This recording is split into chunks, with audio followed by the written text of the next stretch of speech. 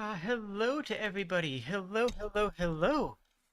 We are going back into the jam, and I am going to be focusing on games of whoever's in chat or whoever hasn't seen anything streamed yet. Now, we've had a good amount of the games have already been streamed by somebody. And I do have the 24-hour stream coming up, so I'm not going to go super long. At least I'm not planning on it. I might. I don't know. Who knows? I might go long. It's a mystery. But I'm going to start just going through the list. If you're new here, I'm Jade the Kobold. Hi. Okay, that's hi. How's it going? You should subscribe because I do stuff. So, what are we gonna do first? I don't know. I'm just gonna pick stuff at random. Spec? That sounds delightful. What is it about? Is everybody in chat having a good day?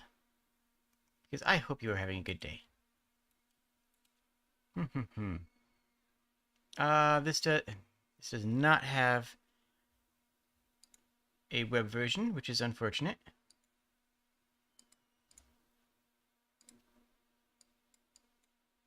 Wait a second here.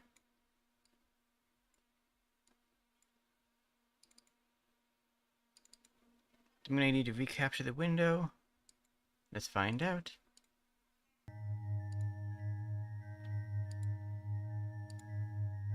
I sure am. There we go. If I hit 4 hours, you'll let me know. Thank you. I do appreciate. Alright, X to start.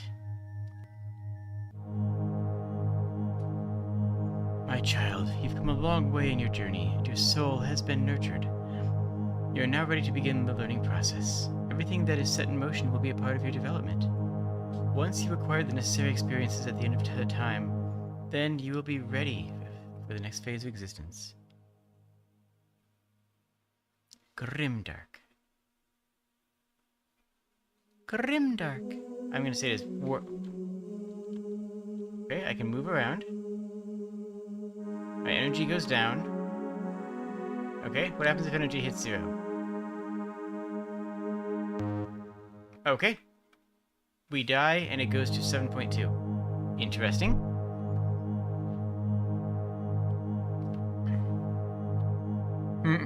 We've taken that as our first glimpse of sentience. Okay. You are now built to consume energy, but larger... Okay, interesting.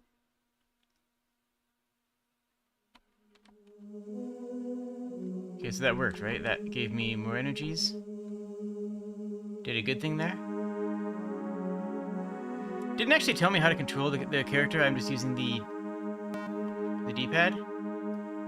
That didn't seem to actually go give me energy. Also, there's a weird 0.68 there that I'm not quite sure what to make out of. I don't know if I can... Wait, energy went back up. Why did energy go up there? Do I don't have to collect things for energy? Is that not how this works? I am a little bit confused.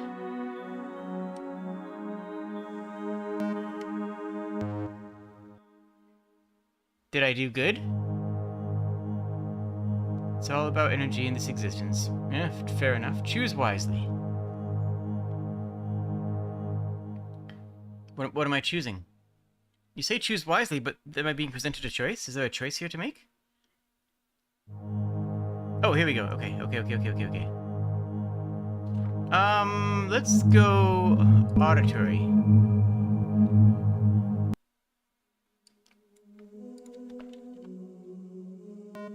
Is that good, bad, indifferent? I have no idea. So these don't seem to do much. That didn't give me anything.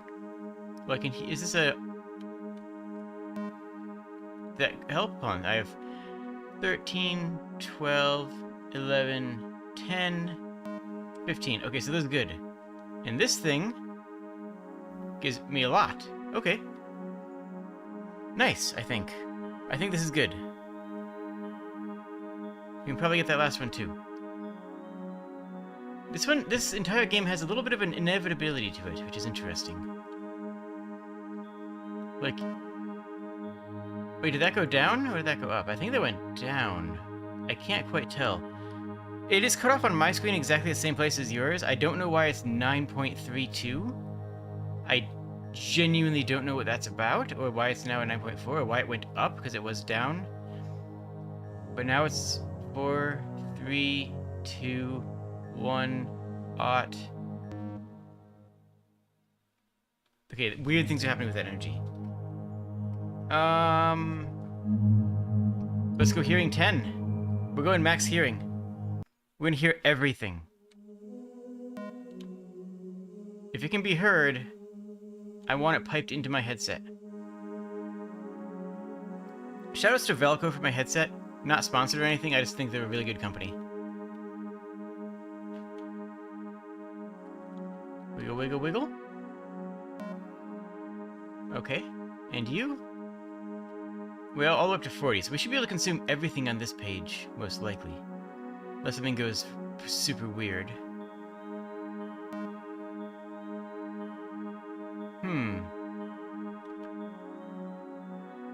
I kind of like the story narration at the beginning, but the gameplay itself does not have a lot going on yet. Maybe that'll change.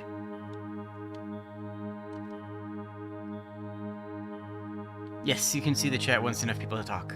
Usually it happens pretty quick. Like, right now I've collected everything. I won. I beat the game. Hooray! And now I just wiggle around until I die, I guess? There's a inevitability to death that actually makes this game feel almost like it doesn't care if you win or lose. Like, you almost just want to be like, whatever. I'll just die when I die. Yeah, just straight up bordered. I guess I'll stand over this 88. There we go. We can become part of the number. By being part of the number, we can become a part of something greater. Something that all bacteria strive for, probably. Shoutouts to any bacteria in the audience? I don't know.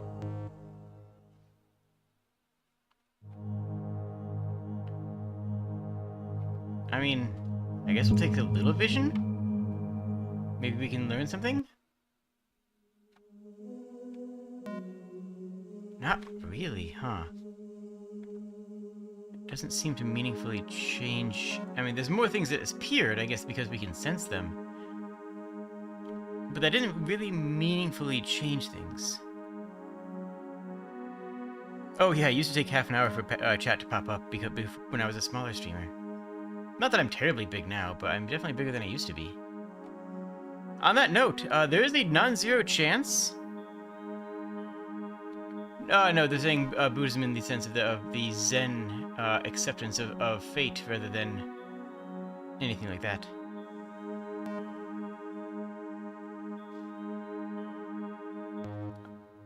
Wait, I had lots of energy. Why I still have positive... What? Okay. That didn't make as much sense.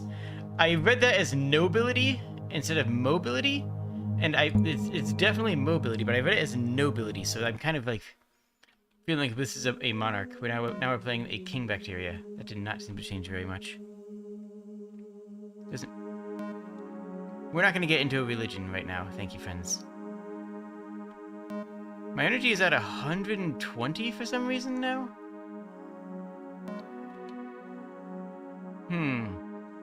I'm very confused about the consistency of the mechanics. And the goals. What is the goal here? I mean, is the goal to collect everything? Because if the goal is to collect everything, then it kind of fails because nothing happens when you collect everything, right? Like, check it out. We did it. We collected everything. There's no extra maps. There's no extra things respawning. There's no things out to the side. I feel like this is supposed to be a petri dish and we have consumed everything in the petri dish. If that was the developer's intention, there's a couple of better ways that we could have gone about this. Like, the developer could have made it go infinite, except that less and less energy drops appear. Less and less things that give energy appear on the screen. So you are forced to starve if you want to get into that forced starvation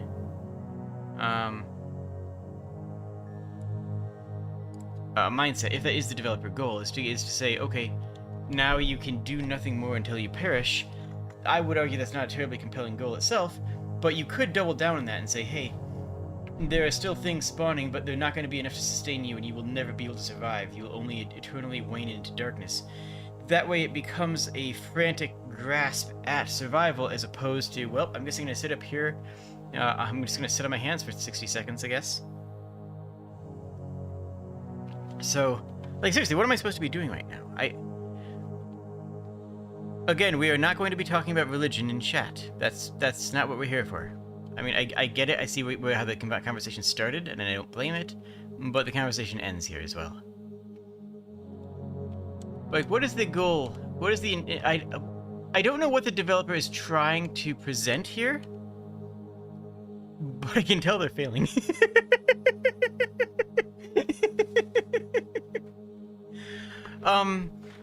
Yeah, the number counter seems to be doing strange things as well. I don't know, like, I don't see why it's going down in parts, why there's a fraction there sometimes and sometimes there isn't. There's a lot of strange things in here. Sometimes the counter goes up even when we're stationary. And I feel almost like I have to chalk that up to a bug? Unless we have some additional indication as to what that's supposed to signify. Right? Without any indication as to what the energy signifies, why it's doing things the way it is, and why there's no gameplay at this point in the game, and there hasn't been for the past minute and a half, I don't see the game here. You know what I'm saying? You know what I'm saying? You know what I'm saying? Oh yeah, twist at the end would be great, but the middle section needs something else in it to help establish. Like, this is just, like, that, you can tell when it switches over to... Yeah, what do these matter? You can tell when it rolls over into negatives that this is just counting down. Like, I guess we just collect things, right? I'm just gonna collect everything on the screen and then sit back, and if nothing else happens... Right there, see how there's a decimal point now? I don't know why there would be a decimal point, because that happened in between pickups. There was nothing here that would make that a thing. And now we're gonna have to wait 3 minutes on this one, jeez.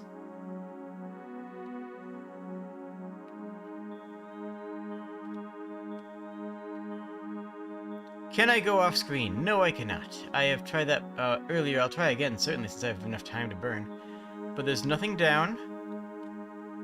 And I can tell that it actually is nothing down rather than just a blank void, because if I'm going on diagonal, I can move, but if I'm going on a diagonal but the bottom, it stops, which is a physics collider, which means that the bottom is a physics collider. It's not just going down with and pushing the screen, it's just actually stopping me.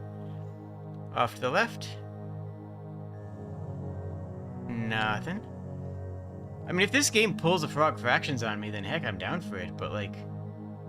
Why is this game making me wait for... If this is one more cycle, if this goes one more cycle without any change, without any mechanical change, or a narrative change, I'm gonna drop it, because... A rough game to open the stream on, I guess. Rough, looks like a pill, like Dr. Mario. I think it's supposed to be... Oh, well, it is supposed to be a bacterium. There are bacterium that are split into 2 segments like that. Ah! This is video games right here, friends. Okay, so... What could we clean up here? If the goal is to make the player feel like they're clamoring at life and inevitably faltering, then the energy dwindling could be augmented by having a couple of minor things spawn, and not enough to sustain you, but enough to make you, give you something to do, frankly. Give you something to do, and again, make you despair, make you recognize that you can't sustain. That you could have built that into a more gameplay. You could have added an unaliving button to say, you know what, I need to explode and go on to the next cycle. That would be fine. Or, like, I mean, yeah, if we could break out of here and get into a new section of the map or something, if there was like another part of the world, break out of the Petri dish and get onto the laboratory countertop, that would be pretty cool, but that's also a lot heavier scope than any of these suggestions that I'm giving. It really depends on what the developer's intention is. If the developer's intention is to give you this despair of energy counting down with nothing to eat. I feel like there are very interesting ways that they could have gone about this. And the energy ticker sometimes goes up inexplicably. There's no rhyme or reason to when it occasionally goes up. Right there, it went up by 2. It went from 110 to 112. And there's no indication as to why. I mean, maybe there's some internal counter for generating our own energy that we can use, but that's not explained, it's not conveyed, it's not... If that's the case, it's just not given to the player. That doesn't actually help that at all. It is bugged, most likely. Which is fine, you know, bugs happen in games, and especially in GameJam games. I don't necessarily heavily dock a game for being bugged, right? Because I get it. It just takes a ding on the technical.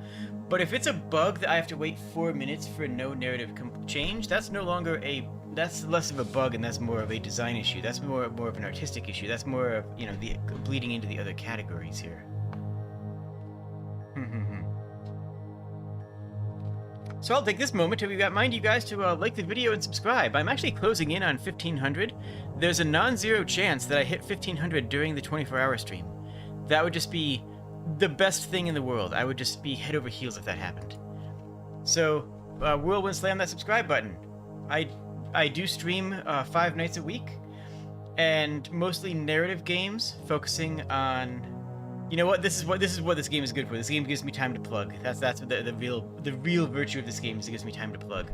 I play games and I focus on a developer's interpretation and talk about game design during the game, or sometimes just talk about, you know, relax.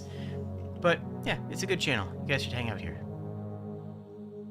All right, we're gonna burn through this last 40 seconds, and if nothing of note happens, then we close and move on. But I gotta give it as fair a shake as I can. But there is not a lot going on here, is there?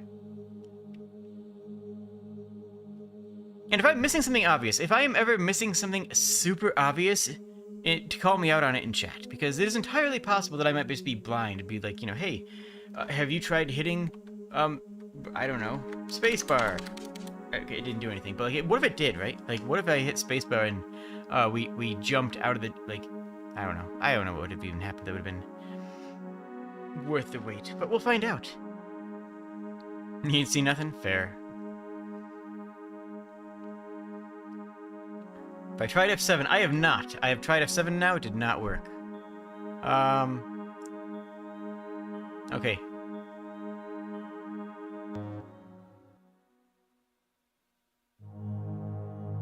Alright, well, we're gonna try a different button combination here. I am missing you, Jack. I do miss you. I'm gonna try another button combination here. It's Alt F4. Okay. Look, if you didn't see that one coming, if you did not see that one coming, I really don't know what to tell you.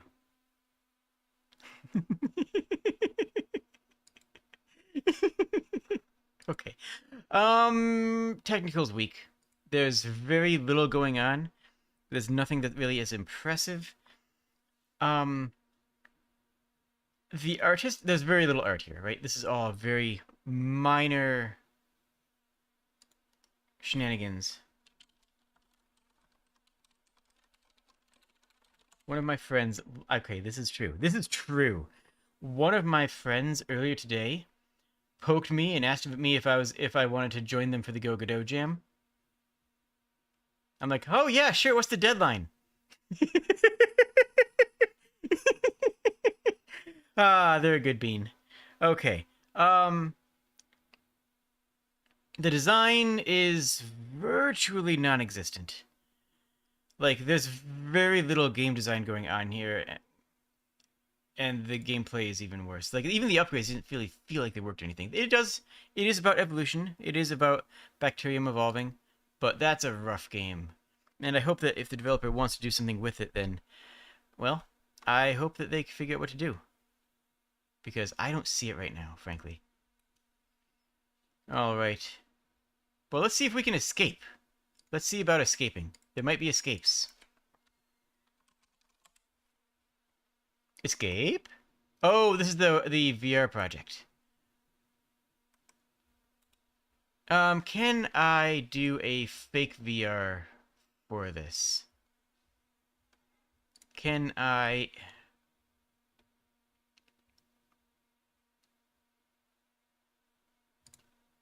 Settings to do, reasonable, credit, fair. Okay, they did use the WebXR init code. Okay, that's reasonable, and they're using the Godot XR turtles. Okay, cool, cool, cool.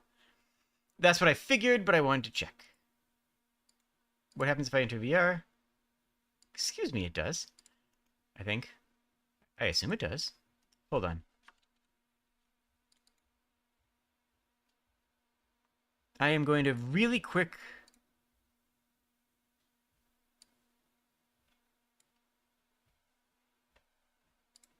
I tried it in two browsers that I believe both support VR, and both of them said it doesn't support VR. I'll have to try this one off stream. I will have to plug in my VR headset and download this and try it out, which I will do.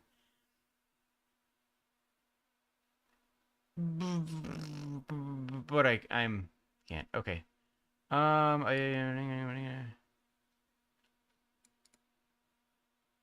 Okay, there's a Mozilla WebXR emulator extension. Well, you know what? I'll do that later. Okay, where was I? We're not actually doing this here. Let us take that off. Control X. Go get off there. Evolution with an I. That's much different.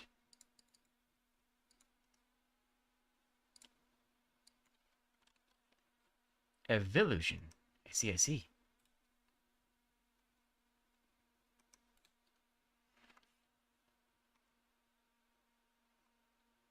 You play as an evil lich who was undiscovered a source of unlimited magical power. Oh no! Heroes are trying to stop us. They tried to blend too much power and evolution, which is kind of fun, actually. Oh, rebindable controls. Actually, you know what? That's actually very nice. I respect that. Levels. Sure. We'll keep it on simpler for now, just for testing things out. WASD, space, and shift. Okay. Oh, that's actually a decent look to it. That's... what is that? Explodey bit? Do I have to actually hit with it? I have no idea. That's sending a lot of nerds really quickly. Okay, I can dash across. Do I need to wait and build up power first? I think oh, do I need to build up... hold on, how much power does this take? It does, but it takes a stead amount.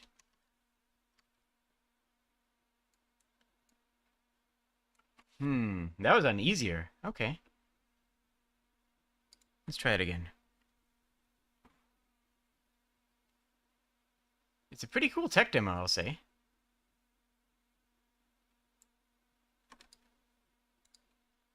I don't seem to have a whole lot of ability to do stuff. Defeat footman 5.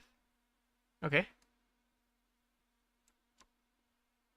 I don't really have a ranged attack. My attack... ooh, okay. There's a fun thing. No camera constraining. I do not have much of a range on my attack, which is funny because I'm a lich. You know, I'm supposed to be, like, powerful and dangerous or something.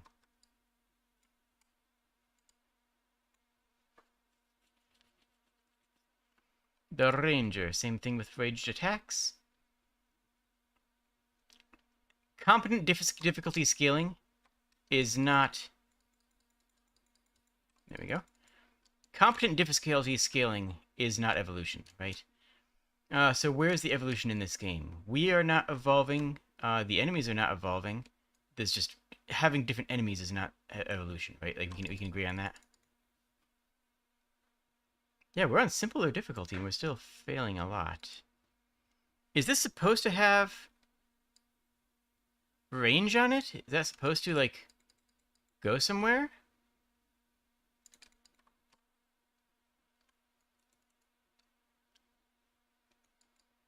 And I cannot do stuff while walking backwards or anything? Okay, we gotta take down... oh, wait, we have evolution points available at the top. I see this now. What does it evolve? Damage, invincibility, Reduces power cost. Nice damage, fireball damage. Every single time is going to be fireball damage, I think.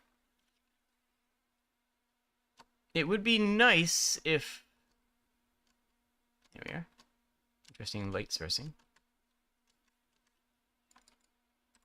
Yeah, just getting stronger, I don't necessarily consider evolution, right? Like, just my character gets stronger over time, my number goes up, is not evolution. That doesn't make it bad. That's not a bad thing.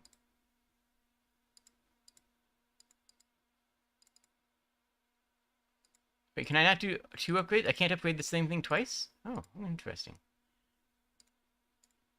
Alright, we'll go take some iframes. Hunting party, is it? And hello, friends.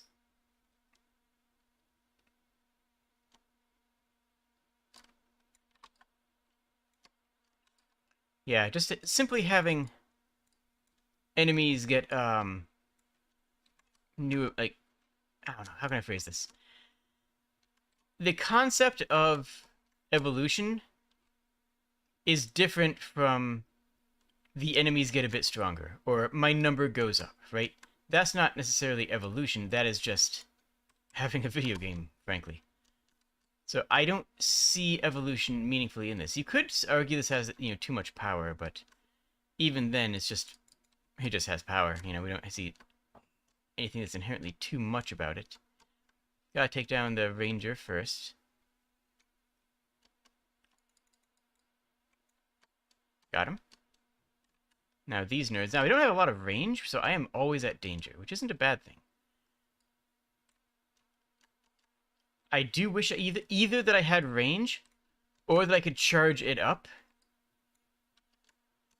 and then release it when I felt like releasing it. What happens if I let the power meter go up? Would that be good? Would that be bad? Like, the power goes up into the red, but my abilities seem to take a static amount. Maybe I'm missing something here. Maybe if the power meter goes all the way up into red, into the second tier, like, our powers upgrade or something? Yeah, the lack of camera constraining is rough. Wait, no, it's just bad? Wait, it has a caution indicator.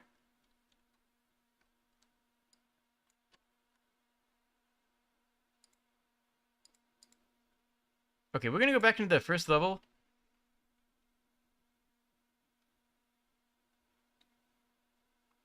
And we are just going to wait for the hazard meter, the power meter to go up and see, just to see what happens. Just to see what happens. If a game doesn't have music, do you want me to just put on my music? Like, just let me know what you think about that. Because I can, I just haven't because, Oh, yes, my life is draining rapidly. That's not terribly exciting. Okay. I mean, yeah, I guess that's too much power, but, like, regular use of abilities runs through your abilities fine. Am I actually ethereal? No, I'm not. Oh, there's a mage. Hello, mage. I have too little power. I thought this was supposed to be too much power. I have too little power.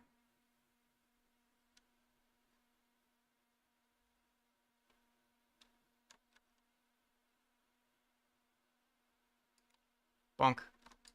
Bonk. Oh, nope. Yeah, I kind of... Okay, it's a cool little game. It is a nice little tech demo. It does show off the Godot engine very well. It is... The control schemes work well, and... Well, I do recognize the models. They are good models still. I can't deny, anything less than that. But I kind of feel like it fails both at too much power, because the key word there is too much, right? That's kind of the thing here. This is not the dangers of, of too much power. This is just, I have some power. Get out, get out. And very little, in fact. My biggest problem is that I don't have enough power. Not enough power would be a completely different game jam, right?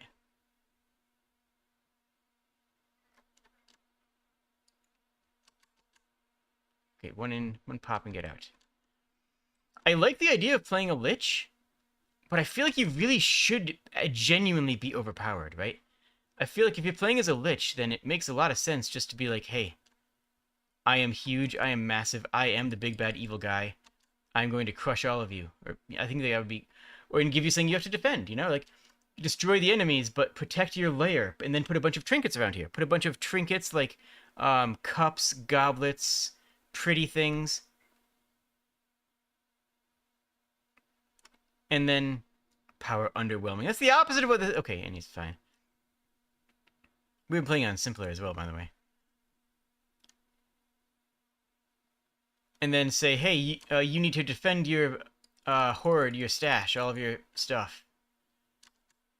And if you don't, you will, um, you know, be sad. So like then the question is of too much power is there. You know, it's not are you strong enough to beat the enemies?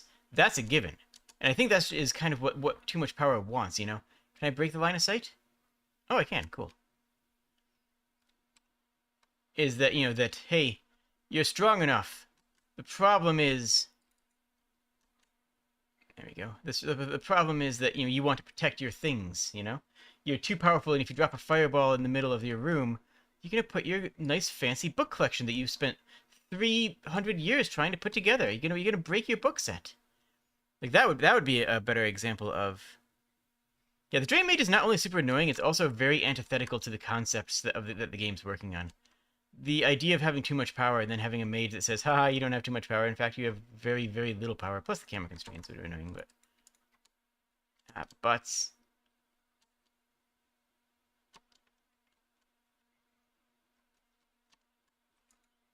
Eh. We'll finish the game. We'll at least finish the game on simple difficulty. I will at least give it that much. Step 1, kill mage. Which is 2 blasts to the face. There's the other mage. There's only 2 mages, so once we kill that mage, we're set. And try to dodge what arrows we can. You know what? Better plan. Everything burns. That did not kill anything except myself. Oh my goodness, jeez. I feel so weak! How is this supposed to be related to the jam of too much power when I feel so weak? Okay. Alright, we gotta snipe out the mages if we want to be able to have any fun. I think that's my biggest complaint about the mages. The biggest complaint about the mages is that they make the game less fun, drastically. The mage's existence makes the entire game less enjoyable and adds nothing. It doesn't add like a... Yeah, it adds a challenge. It does add a challenge. But it doesn't add a challenge that makes the game better, you know? I also wish I could spellcast while walking backwards. You know what I'm saying? If I could spellcast while walking backwards, that would make the games drastically better. And probably wouldn't even be that hard to code. Just start movement. There. Good. Start movement, and then if movement is... That's one hit. And then if you're in mid of a cast animation, then have the change of direction, the change of the walking direction with WASD, not change your cardinal direction, not change your character's model's rotation. Like, I don't even think that would be that hard to code.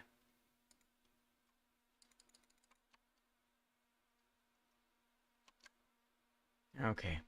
We're almost dead. We're just gonna die. We're just not... We have to beat the mage to be able to beat the game. But I'm not gonna beat it. See right there? Bloody heck. This is... Okay.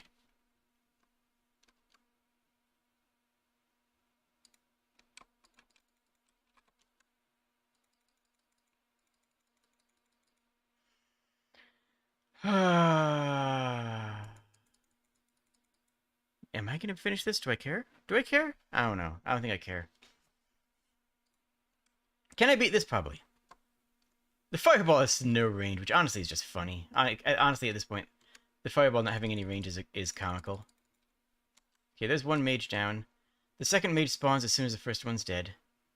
So let's just get enough energy in here to zoom out. Good. Alright, good. All we have to do is kite these guys around a bit while we wait for the last ranger to spawn. Or the last couple of rangers. The rangers still spawn one at a time, I believe. They can be one shot at least. Yep, they spawned in immediately.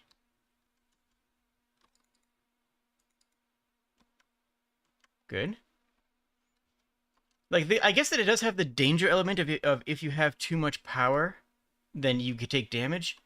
But that's not a threat, right? That's not a meaningful threat the way the game is made. Dang it, dang it, dang it, dang it, dang it, dang it. Why am I so dead? What is it? I think it's just like getting close to the nerd brigade just causes death. This camera, though.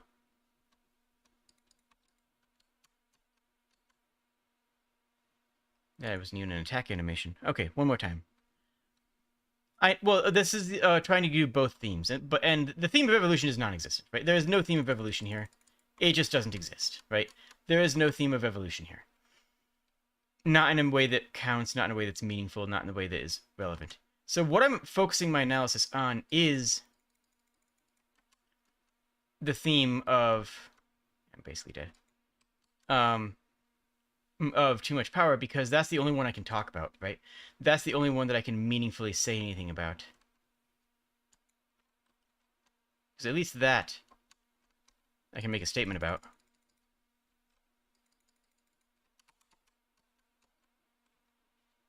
Alright, if we can kill that one ranger without dying horribly, I think we can take care of the rest of the chaff. Nope, oh well. And we have an evolution point available, but we can't use it. Like, it's not usable. Let's just go on normal difficulty just to see how much changes. Probably not at all. Okay, it just spawns them faster. And with the same amount of health. Okay. That's actually perfectly reasonable.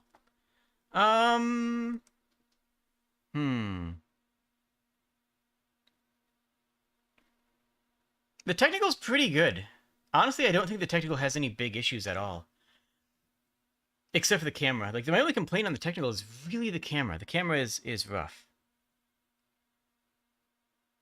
Oh, it was originally intended as an ultra submission, but it wasn't working in time? Fair enough, fair enough. Yeah, tech demo is a completely fair thing. Artistically, it's fine if simple, right? There's not a lot going on artistically, and I think that there was a missed opportunity for doing something different with the backgrounds, but it didn't have time to get to it. That's fair. I think the models themselves are nice. The biggest thing I think is the intent, right? The intent behind this game is where the game is faltering, right? And that's a design flaw. This game is rough to design. Gameplay, honestly, the gameplay works fine because for what's there, right? For what's there. I will go 3. The fireball has no range, which means you need to plan it. And planning it makes it more difficult, and that isn't inherently a bad thing. It also makes it less fun, unfortunately. It fails at the theme. There is no evolution here, not in a meaningful way, you know? More enemies appearing and getting upgrades and is not really in a form of evolution, and as I said before, I feel also as though it fails on the too much power part. So I think that this is a great tech demo. You did something really neat that is, and you should be proud of it. You know, you should be proud of what you submitted. I think that the best thing you could have done, even with the theme of too much power, would have been to work on something that really exaggerates, like, that really takes that theme to heart. You know what I'm saying? The theme of too much power, from the way I like what I was saying before, what I would do there personally is say, okay, here's my room with all of my decorations in it. I need to explode the enemies and protect my own stuff. I have too much power. My fireballs might set my carpets on fire, and I like those carpets. I killed a king for those carpets. Because you're a lich, you know. Or for the theme of evolution, say you just were born into lichhood and you need to develop your abilities, and or maybe you start out as a skeleton that wants to aspire to be a lich. I don't know. It would have to be a completely different game at that point. That's a completely different thought process. It's not even worth really going into, I suppose. Um, I do respect the pun in the title. Let's leave it at that. I do respect the pun in the title. If nothing else, you got that. Ah, jump up. I'm game. I jump. No, there's less using that. There we go. That's not it. Jump up.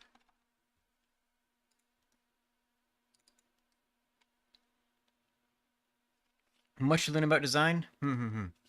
I do occasional design talks on the channel.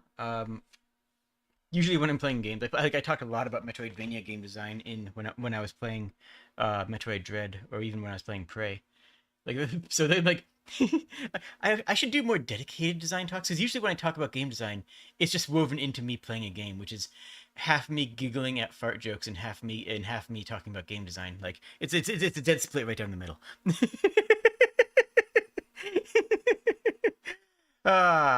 Streaming. All right. Jump up.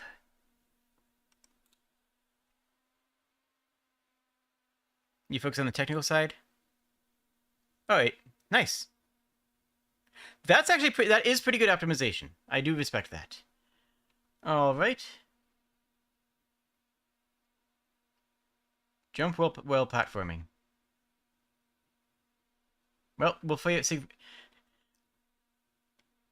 Not sure if the game fit the theme. Well, we'll decide that after we play it.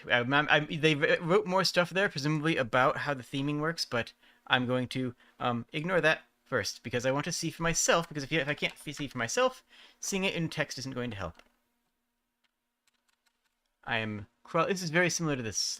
Who's there? Hi. Hello, friend.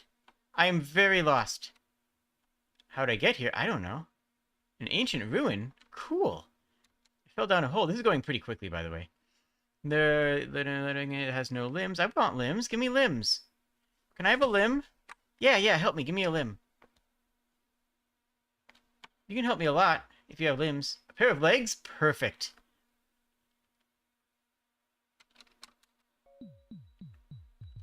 Oh my gosh. I actually love the animation in this. This animation is actually really cute. Simple particle effects probably would have been better if it was any shape other than a square, but I do really like the look of this. Alright, what happens if we hit this? Instant death. Understand? Oh, instant death and respawn here. I like the quick respawn. I actually really do like the very quick respawn.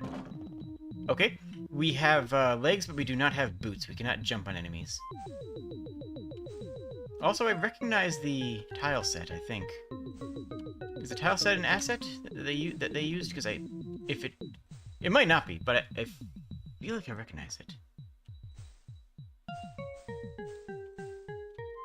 Beautiful conveyance right here.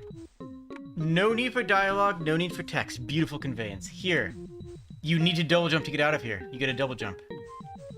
Doesn't even need to say a word. Doesn't even need to give the name of the power-up. Doesn't even need to acknowledge anything. It just gives you that, and immediately you know what you got. Just by looking at it. Now, I know that the intended... Well, I believe, at least, the intended path was the other way. Because if you go left there, you have an immediate... Or, you have a path... Okay, that's going to require a wall jump from the looks of it. If you go the other way, you have a path that was right next to it. I'm just trying to see if I can sequence break. Ooh, did I soft block? I did not. Cool. Okay, we'll have to find some other way to soft lock. Are more instruments going... Actually, I don't know if that's gonna... Ooh, I made it. Triple jump. Which is actually not enough here. Is there coyote time in this? I should check that, shouldn't I? Well, I will say this, though. I haven't needed it yet.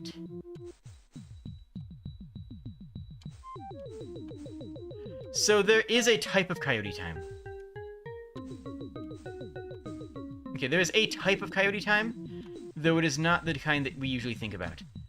One way of doing coyote time is to say that when you touch the floor, your jump recharges. In this game, if I walk off a ledge, I can make my jump anytime after that. That's not... Coyote time gives you a timer. Coyote time is that if you jump off the ledge, you have X number of frames within which jump is okay until it's disabled. In this game, it's just, you can jump right now. Every time you touch the floor, you can jump. And if you walk off a ledge, you have infinite coyote time. Which is fine. I mean, for the style of game this is going for, and for the dynamics the game's working with, that's not a bad thing. Wait. Oh, really? I would have needed the triple jump here. I actually went to the golden path without realizing it. Oh, interesting.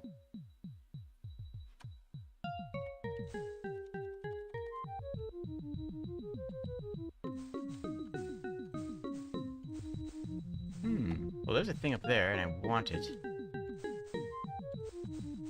Oh, we can't go that way. Oh, I died to the thing. Okay.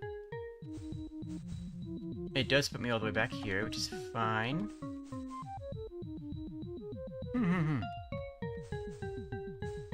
But yeah, this game doesn't feel... I mean, the coyote time is good, right? Coyote time is always a good thing. But the thing is that this game doesn't feel like it needs it the way some of the other games I have played have. Like, there have been games I've played where it's like, the lack of coyote time is very noticeable, because the slightest mistake...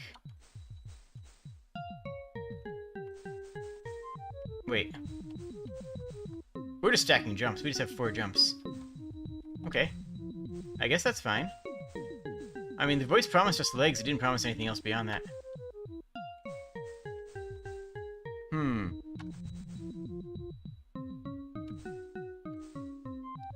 We can also use this for horizontal traversal. Yo, we made it up here. Is this good? Do we want to be up here? Oh, heck. You know what? I guess we do.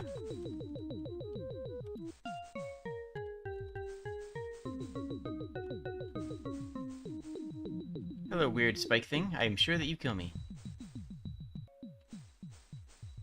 Ooh, fun. Is this just another jump? It is. Can I even make this? I cannot. I need a 6th. Okay. So the game's showing me where I can't go, and very clearly telling me, hey, this is where you're going to need to go in the future, which I'm okay with.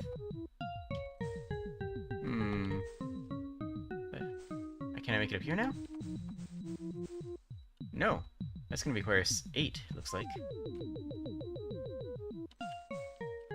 Okay, I'm kind of digging this. I see where the direction of the game is going. It's a question about how high you can get up. Can I go this way now? This way looks like it required a billion jumps, though. I might need to take another path. Yeah, that's going to require... I'm surprised that all of her things give me jump. I really expected this to be jump, then arms, then boots, so you can stomp on enemies, then... I don't know. Hamburgers. So you have hamburgers. That's reasonable, right? I do love it when new power-ups let you trivialize older areas. That does feel good.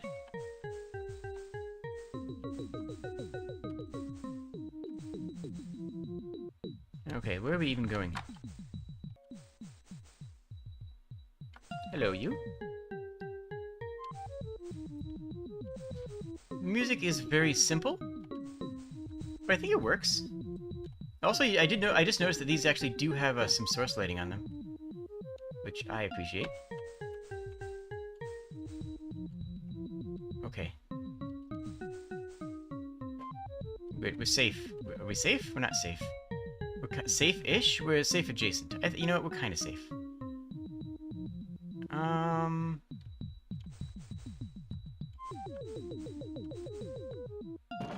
Dang it. Oh, I'm all the way back down here. Okay.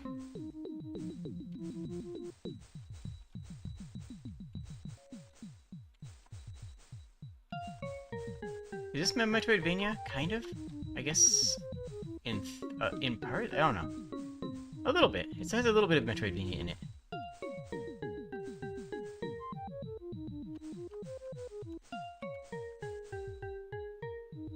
Spiky bit. Okay.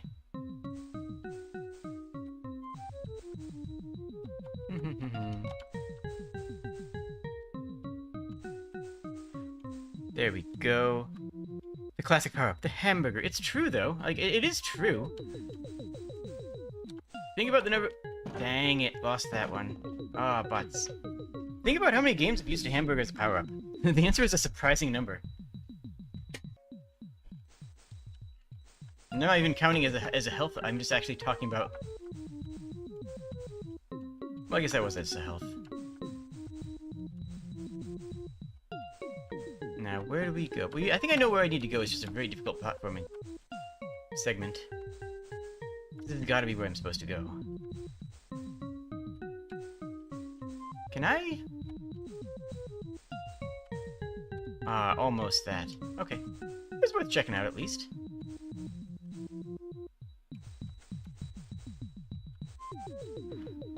Alright. You squiggly thing. Oh, no! I didn't recharge my jumps! Oh, no! I thought I recharged my jumps, and I failed because I didn't actually touch the ground. Alright, so... all I can think of for power, here we go.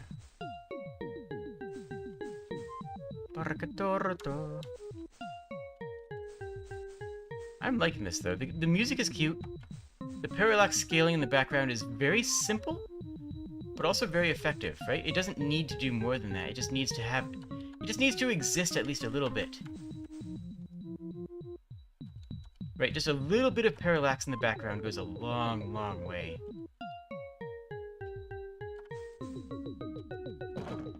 Dang butts. This is actually a tricky segment, isn't it? I'm gonna do it. I'm gonna do it.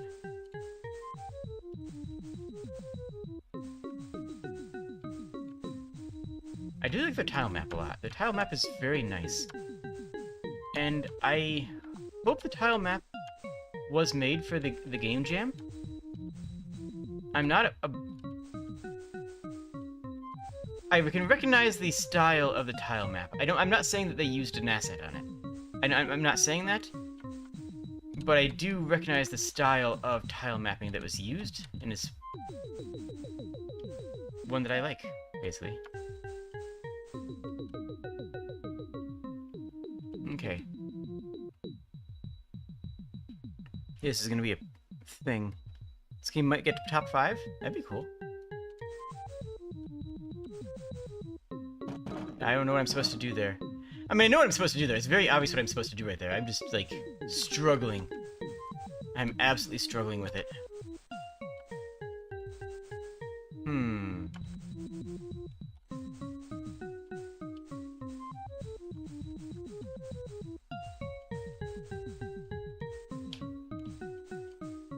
It's just a little bit...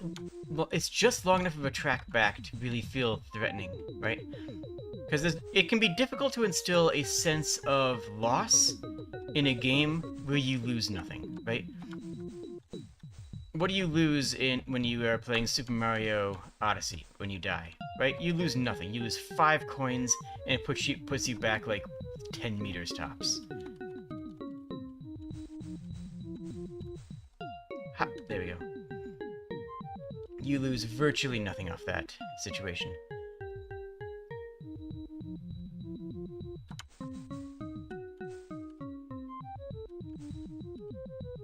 Yo, we did it!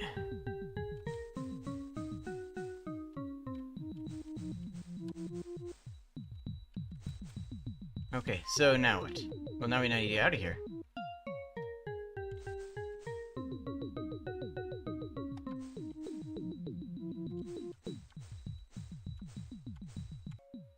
Ooh, how's that for a jump? Dang it. Okay, good, good, good. Now where am I going then? I can probably go back the other way.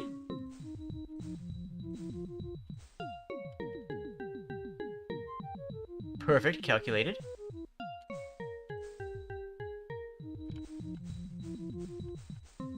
There we go.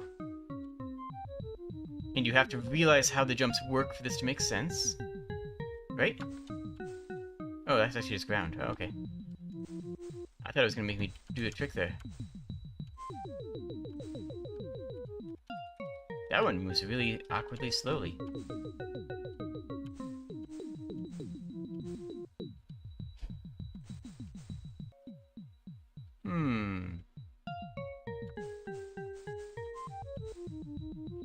Where am I going right now? I guess I'm going over to that thing. Just a long trek. And a dangerous one, because if I die to any of these spikes, it will take a long time to recover my progress. Jeez. Nice. Oh, jeez, this is gonna be a pain, huh? This is gonna be a whole thing. Uh-oh.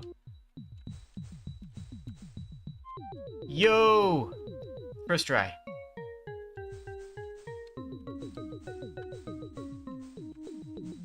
That's 7. Let's go try that hole down here. I think there's more up, but I think we might have enough to get through this lower hole.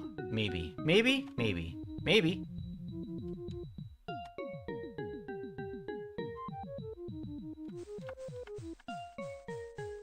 Ah!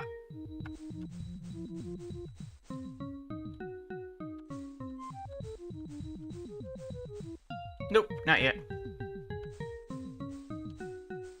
Yeah, this game makes you pull off stuff you didn't think you could, which makes you feel clever and powerful as a player, which is a good feeling that we want to instill in our players.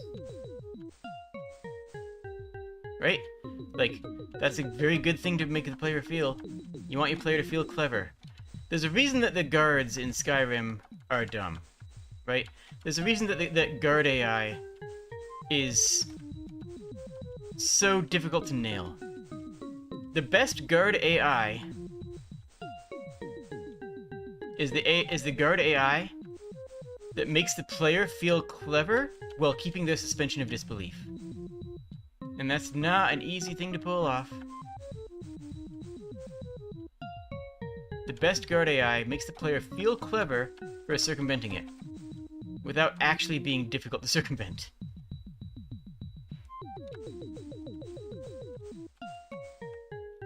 Nope, we needed one more to get up that one, it looks like. Unless there's something else over here I missed.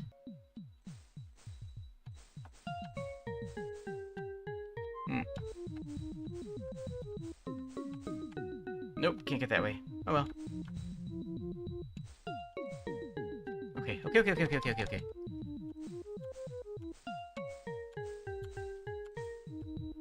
almost get up to that. Maybe if I start from a higher pedestal, I could. Oh, could I not get up here before? Yo, I think this is new. It seems new. It seems new. We found something new. We found something new. We found something new. Can I get crushed? No.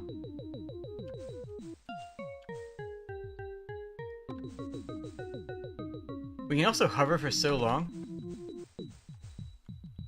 Okay, not that long. Oh, interesting. It spawned me back at my start point. Usually, I think a couple times it spawned me back the last one I had gotten an upgrade from. That one, going back at the start. I could be wrong about that, actually.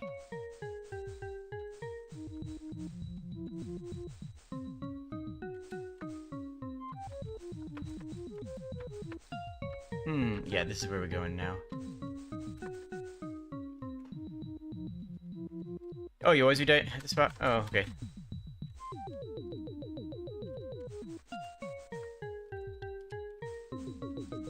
That's fair. This is definitely where we're going, though. Butts.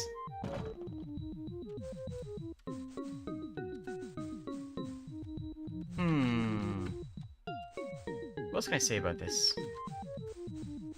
Honestly, I feel like right now I'm focusing on the execution rather than the game, which is not a bad thing. I mean, that's immersion, right? The little thing we like to call immersion.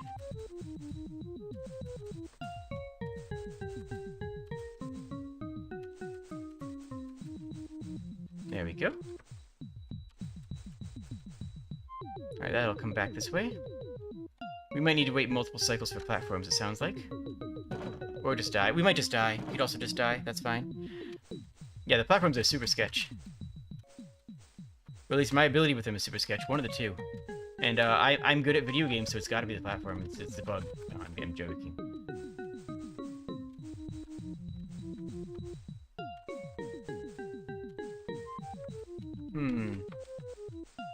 Okay. Oop.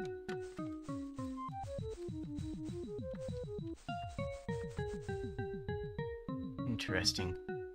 Gotta be careful, because we will die horribly and very easily. No! Gosh, that fast one is fast. Yeah, that's my commentary for today. That fast one is fast. That's the best commentary you guys are getting. Do I have anything else I can do here? I don't think I can get any more power-ups. And frankly, even if I could, I don't think they would help me, right? Even if I could get more power-ups, I don't think that they would actually help me beat this level.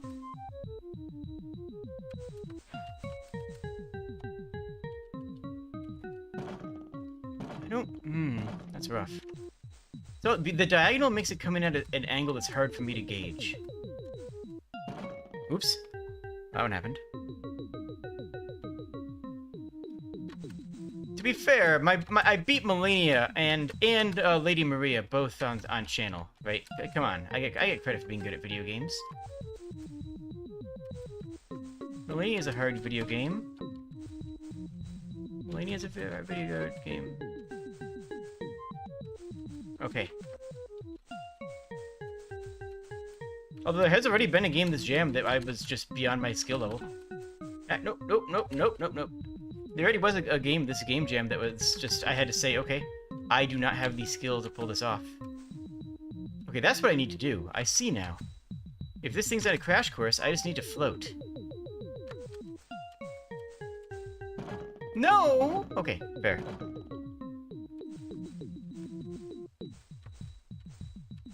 Jack Shadows knows that I'm gonna go play Far Cry with him after the stream. That's why they're being sassy. I mean, they're right, but like...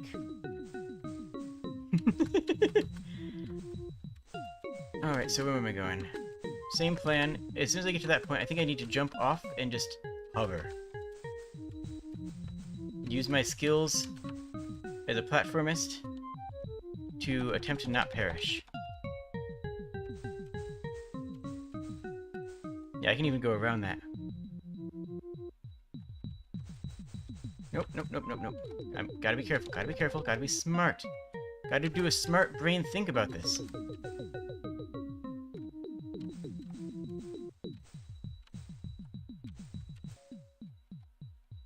Where's that? No, okay. Yes, we made it. The other ones make sense to me. The other ones make sense. The diagonal one that doesn't make sense to me. Okay. Whoa. Okay. Yo, we made it. Where are we? That's a worm. You gonna make me deal with a worm this whole time? Oh, no! Never mind. Bail it. Good. Oh, I know where I am now. Yo, I know exactly where I am now. Are they being serious with me? Are they actually being seriously right now? Wait, I can't do that. The other guy's coming backwards. Okay, I need to wait for all these lads to come back. I see. I almost got trapped. They almost got me on that. I don't know if puzzle's the right word, but that was a good trap. I was thinking like, okay, I'll have to conga line follow these wormy boys. Then I'm like, wait, one's coming back. Can't deal with that.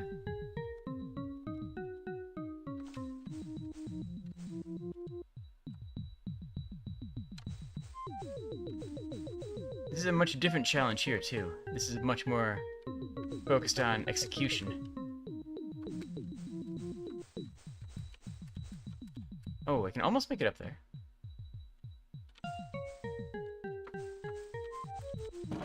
That was dumb. Well, let's try this path first, then. We can go that other way, but let's see if we can go this way now, because this is one that seems most exciting, right? Yo, we can. Alright, let's check this out first. You've heard a double jump.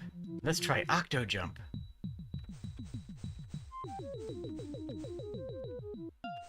Oh, oh, oh, oh, oh, oh, oh, oh. That's gonna be... This is actually kind of tough. Maybe I will break out the controller for this one.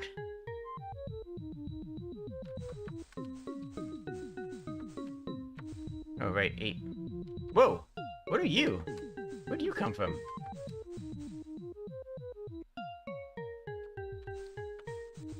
Oh! Okay, let's wait for that lad to come back.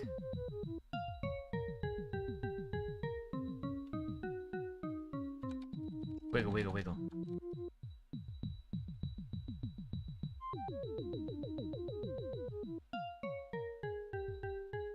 Oh, there it is. There we go.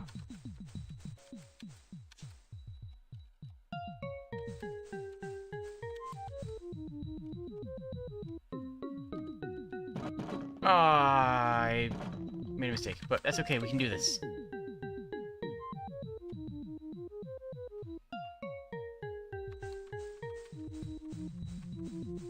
Doesn't seem that bad.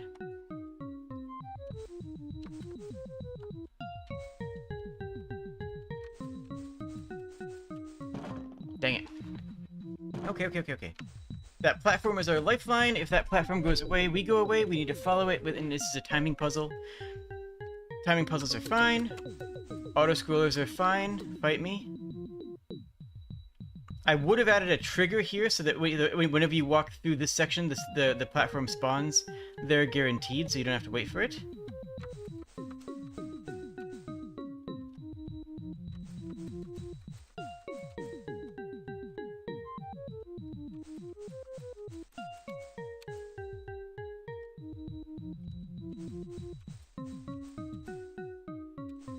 Okay, good.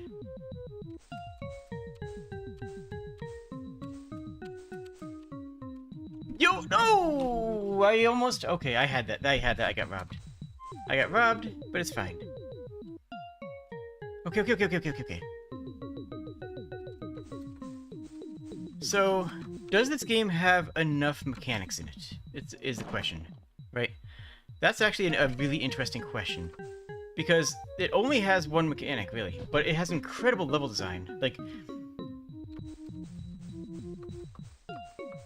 what this game has in level design is fantastic. And the level design absolutely understands what kind of game this is, right? Like, the level designer is very conscious about what this game can and cannot do. And it works.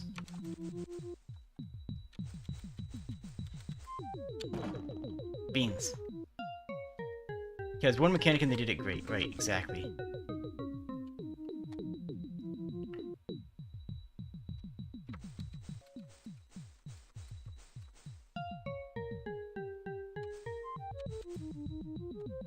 Ah.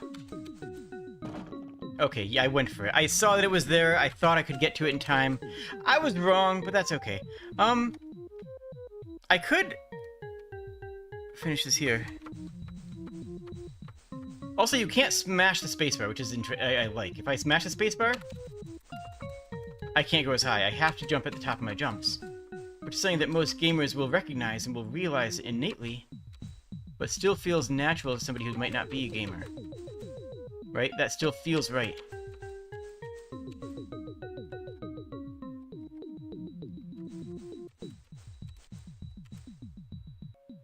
Okay.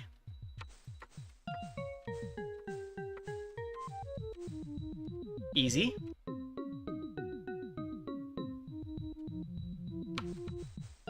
Alright, so what are we doing here? Waiting for Wormy Boy first. I was once like you, wormy boy, but now I am ascended. I have infinite jumps. Where are we going? There's a platform up there, but I can't get to it. Unless...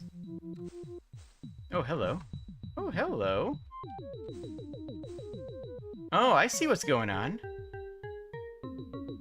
Oh, I see what's going on. Okay. I am going to finish this game, but not on stream. I feel like I've played enough to understand what I need to rate it. Very good game. I'm just not going to throw my face at it for another 40 minutes while I beat it out, you know? The technical... Okay, so artistic, beautiful. I love it. I love the art style. The pixel graphics work fantastic. It has audio.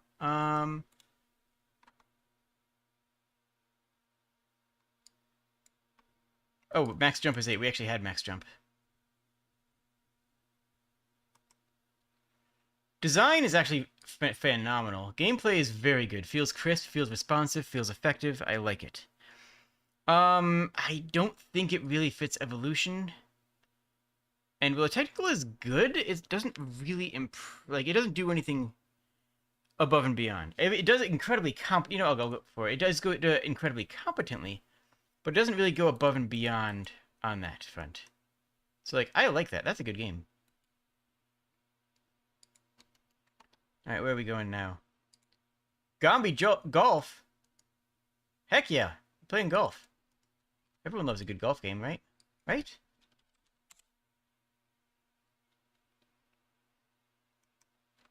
Gamba Golf. Where's Linux? Hold on. I am not currently running Linux.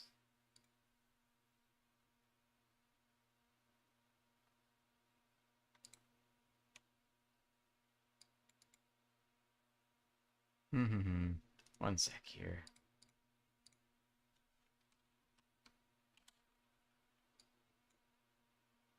This person didn't know how to do a web release, which is unfortunate. And yes, I will dock against that. If you don't have a web version of it, then I do dock against that, for the record.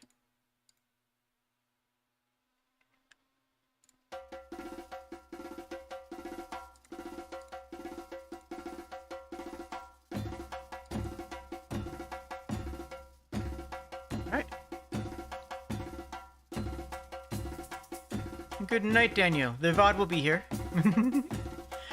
One thing that makes me different from a lot of streamers is that my VODs are well crafted. Like, my VODs I believe, are as good to watch as live, you know? Watching live lets you participate in the chat, but I play towards the VOD and towards the camera as much as I play towards the live audience. That's intentional.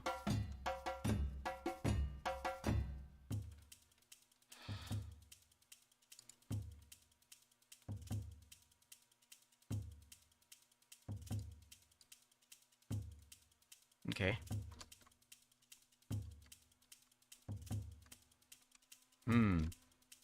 Seems pretty acceptable.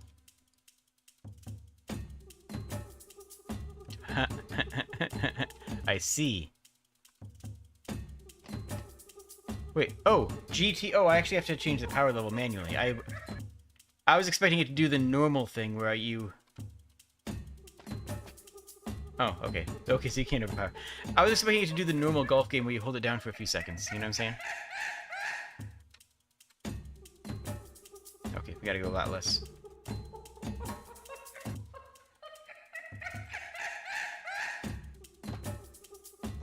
I'm not gonna worry about high scores here. I'm just gonna try and get to the end.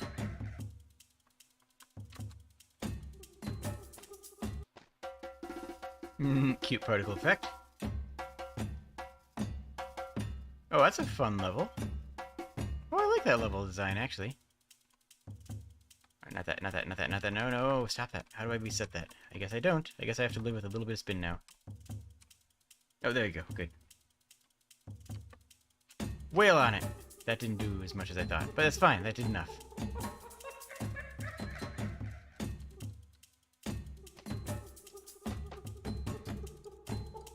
Oh, okay. I was holding down the middle mouse button because of reasons that are, well, just how I do things. Okay.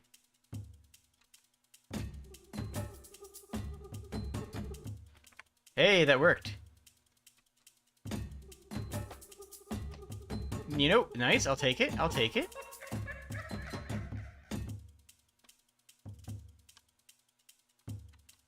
So this is a good and fun mini golf game.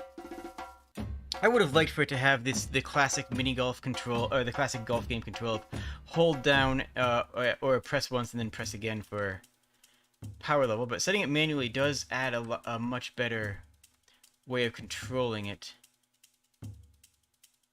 Where's my pitching wedge? Wait a minute, something is weird here.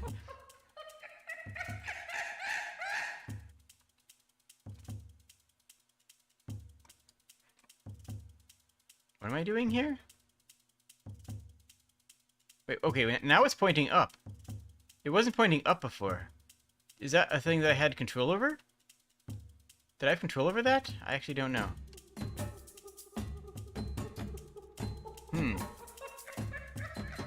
Before it went straight. Before it just went straight. Is that like a power thing? At certain power levels it ramps up? It is. Oh. Now that's interesting. Well, let's see what happens. I see that we're supposed to do now, but I'm not going to do the thing.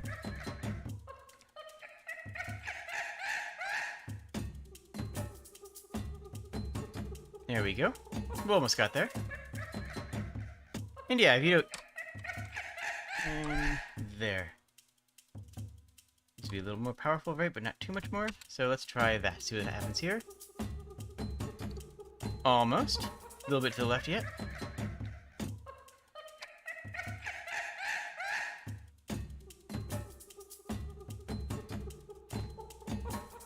Beautiful, beautiful, beautiful. This is a very strange third level, right? This seems like a level, a back half 9 or something. Like this is a little bit intense. Dang it! Please don't start me at the beginning. Thank goodness. This is a bit intense for a level 1, right? No, this is a game. Heck yeah! Oh no, we have enemy combatant monkeys. Oh no. Okay, okay. Well, hear me out here. What if I go through the window? Actually, wait, what is the actual target here? Wait, how do I aim up? I need to aim up till I get above this ledge. Is it just getting to max power?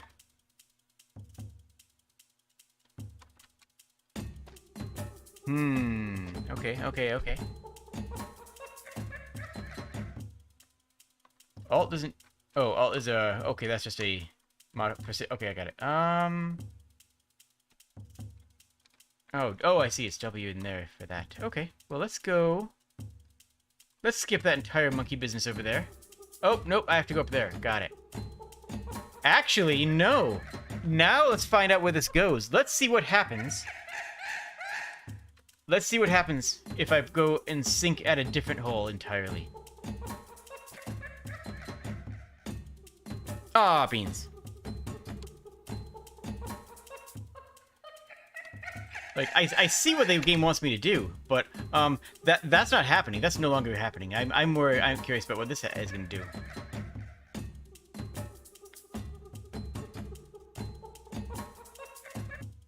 Yo, it let me down here. It let me down here. Okay, okay. Now we're gaming.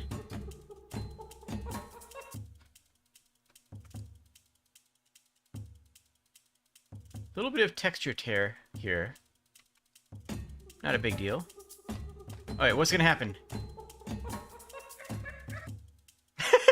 Okay, okay, okay. That's actually probably the best way it could have handled that. It's like, yeah, you made it in here. This isn't the hole you're going for, though, buddy. So the game's just like, oh, we have another game that does not have any camera constraints. That's a shame. Do I have a reset hole button? Reset R, okay. Okay, reset. Dang it, can't reset the, Can't reset this to nothing. Ah, dang it, I can't do that. It's not letting me do that. Oh, butts. Ambient inclusion, is that I spy? Yeah, sure ain't, not really, is it? Alright,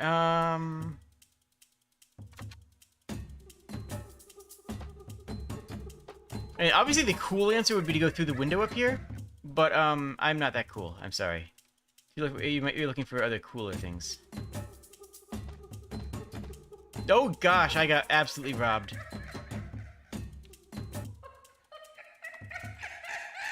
I think we can agree that having monkeys does not make it about evolution, though. I mean, you can have a stronger argument for having crabs making it about evolution, but yeah, having monkeys exist in the game does not make it about evolution. This is a nice game, though. This is actually a pretty good, competent mini golf game. Whoops.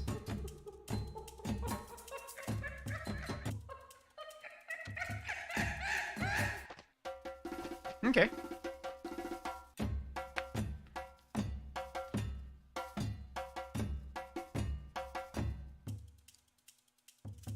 Why would I do that direction? Really? You're not gonna... Okay. Bonk. Uh-oh. Uh-oh. That's a whole reset.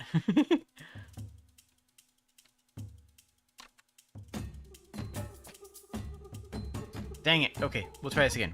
We got this. We got this. Is my aim bad? Maybe. Okay. Okay. Ja.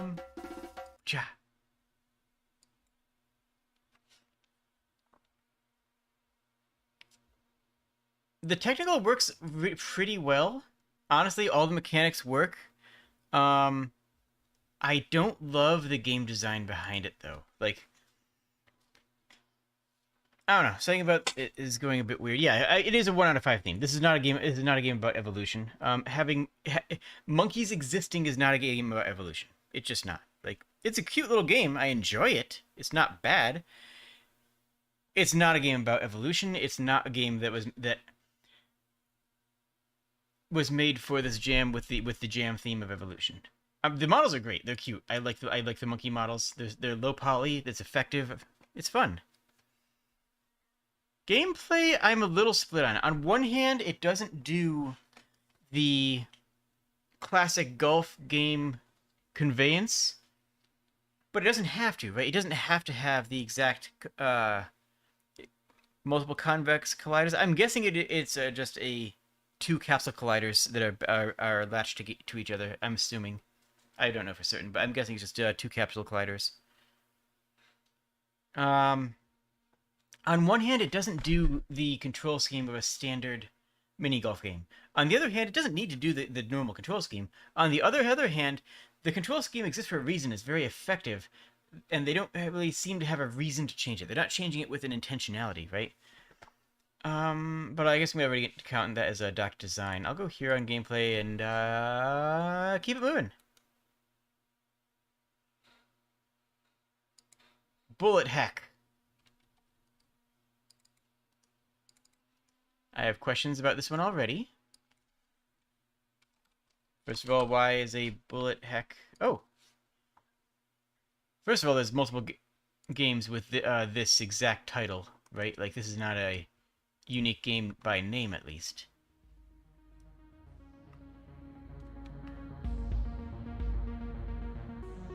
Okay, we have another... looks like we have another game where evolution is being defined as you get stronger or you get upgraded weapons, not actually exploring the theme of evolution, right? That's what I'm seeing here. Just on instinct, I saw on the first page, like, if it's just collect jump to gain HP and upgrade bullets, that's not evolution. Oops. So right out of the gate, I have questions about that. Oh. What was that? Hold on. Okay, I'm just gonna take some body hits here.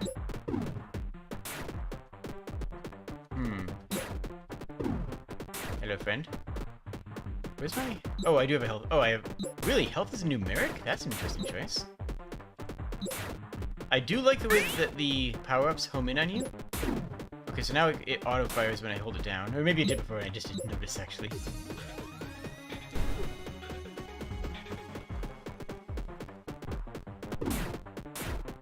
Oh, jeez. Oh, jeez. Oh, jeez. I don't know what these are doing.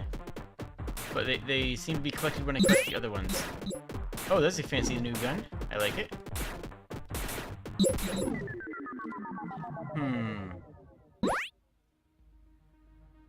Okay, well, let's give it another shot. I'm not seeing... Oh, I guess you could have just held it down this entire time. I'm also not seeing a reason to kill enemies. Enemies don't drop things. Well, I guess they do drop things sometimes. Okay, fair enough. Not all enemies drop something. That's reasonable. I do like having an HP bar in a game like this. I'm actually going to focus and play this like a bullet hell game now. Before I was less, because I was more focusing on other design mechanic stuff. It would have been nice to use another, like, a star or something, instead of just... Oops.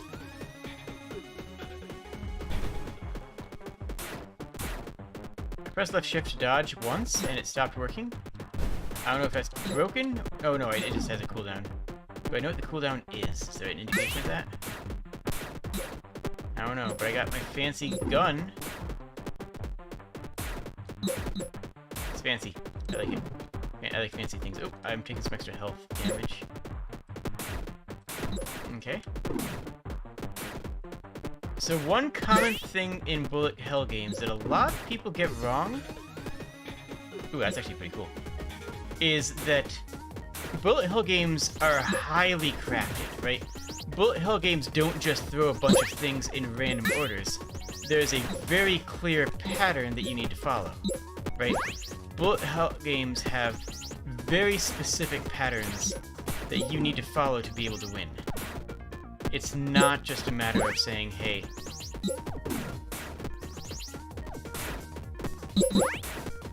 Sorry. It's not a matter of just saying there's a lot on the screen, deal with it. It's a matter of saying there's a lot on the screen, I know that you can deal with it. I know there's a lot on the screen, but I know that you've got it in you. Because the game gives you the tools you need to beat it. That's actually pretty sick. I like it. Okay. Good, good, good. Taking a lot of damage, but we're... Oh, our weapon is just fully upgraded. Okay. We need more green upgrades, whatever those are. I don't know what my cooldown is on that, but I hope it's pretty good. That is arguably a downgrade? Oh, that's a boss. Okay, that's more of a bullet hell set layout. That right there. Okay. Big dodges.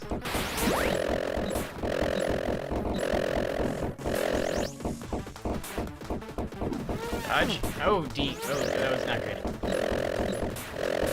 Okay. I don't think I win this. I do not think I win this unless... Ooh, that came up real quick.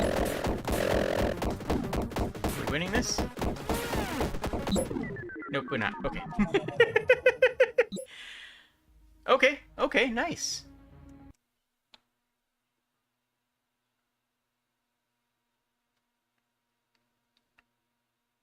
You Google invalid vision and the first image has a monkey. Yeah, that's exactly what it meant. Perfect. that means you read the theme. That doesn't mean you understood it. And we talked a lot about what theme meant in the descriptions. And okay, and then all the material. Okay. I like this one a lot. I find Adrian, I'll try it. Okay. The art's beautiful and the music works well, and it's actually really nice. Was there any attributions? Yes. Okay, it was all Carvel's and Game Supply guys. Okay. Yeah, I have those assets too. Nice. Let's go 4 because it's really very well put together. Design works pretty well. I think there's a little bit of a disconnect about bullet hell games because bullet hell usually implies more of the Toho style than the Twin Bee style, right? Twin Bee style is a shoot 'em up, whereas a Toho game is a bullet hell. And the bullet hell games have repeatable patterns that you can learn and process, and that are non-randomized. And they flood the screen with bullets, but there's also a very clear area that you can go, and it's an execution challenge certainly, but yeah, it feels that's I don't know, that's just a titling thing, right? It feels more, it's a shoot 'em up, not a bullet hell in my humble opinion. Technical looks, actually I don't see any problems whatsoever. It's very crisp, very clean on the technical side. I feel generous. I'm gonna go 5 on that one. And the gameplay is a lot of fun. It's not Evolution. It's just not. It's just not. I think this is a great game. I think this game could be pushed to release if you have an interesting gimmick, right? This is a game that doesn't have anything unique enough to set it apart on the crowd of other games that get launched on Steam. But if you can come up with a reason, if you can come up with this game's unique gimmick, I think this could be you already have a fantastic game. But it's not about Evolution. It's not a game that is relevant to this game jam, and sadly, tragically. Okay. Okay, what is it? This one's already been played, Adrian. Someone's already played this game. Okay.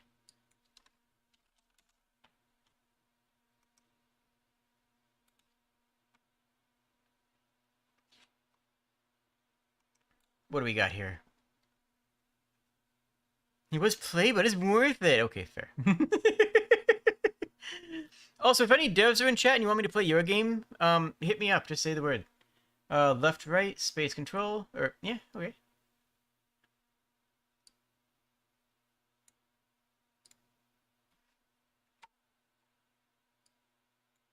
Let's go.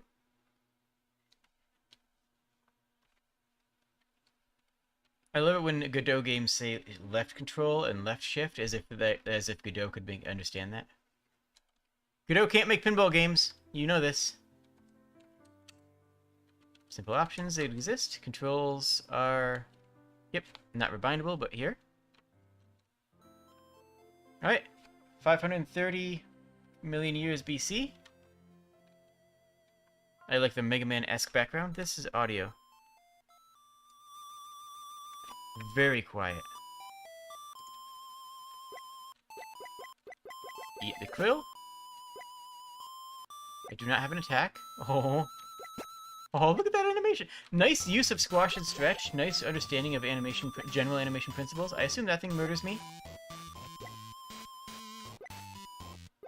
I turned the volume all the way to max, and that's as high as it is, just for the record.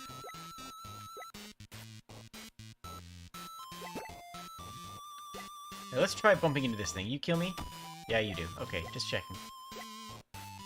I assumed, but I didn't want to make assumptions. Turns out I was right, too.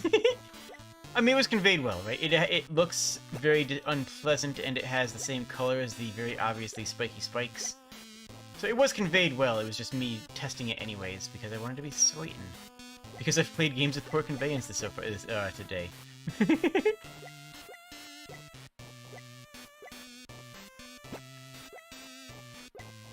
I hope the rest of the animation of this game is as good as this.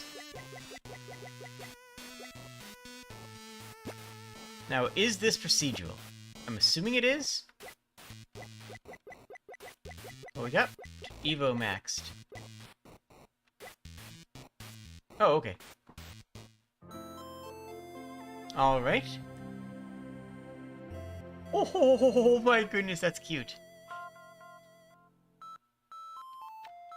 This, we can kick. We can no longer jump.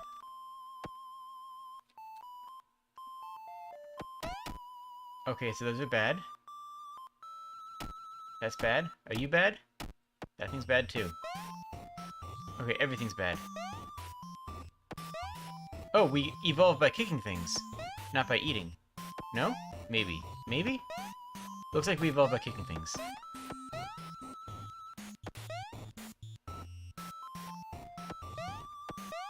I'm thinking that we just kick things in this game. It's one of those games where you kick things, you know? There's games where you kick things. This is one of them.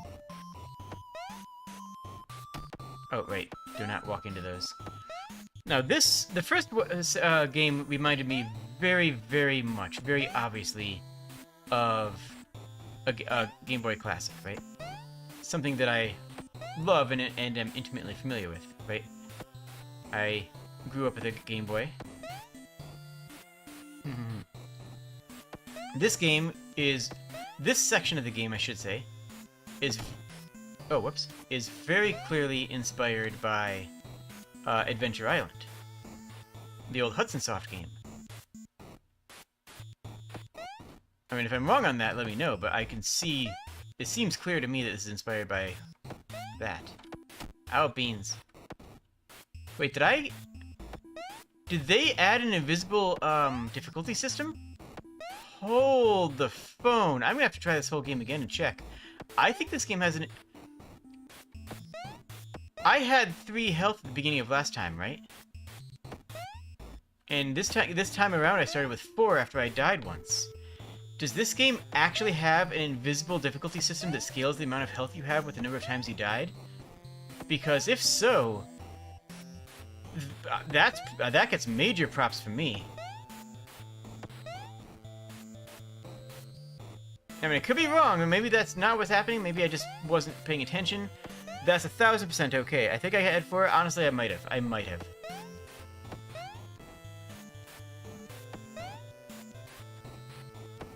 Gameplay is very repetitive. I mean... Oops. So far, if there's one point that I'm going to deduct on this game, it's going to be in gameplay for having the gameplay be as repetitive as it is. It's not bad. It's enjoyable, but it's not doing anything new yet. But it is completely different from the previous level, so I do have to respect that, right? The previous levels had a completely different gameplay to this.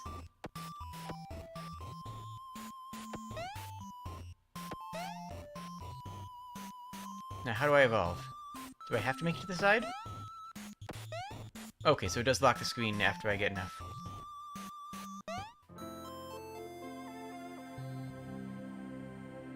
Monday. You took a perfectly good fish and you gave it anxiety. Why did you do that? Look at it!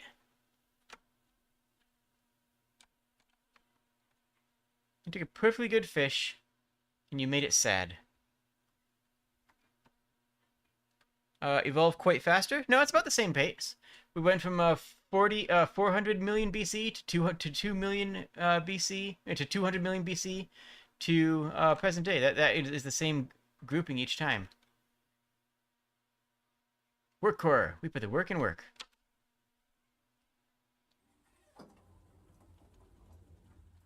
Work? Yeah.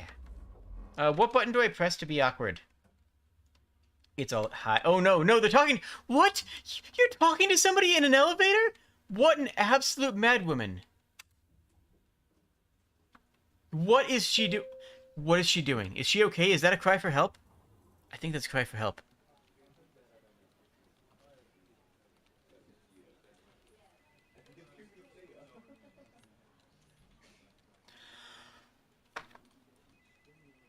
Bintel. I like it.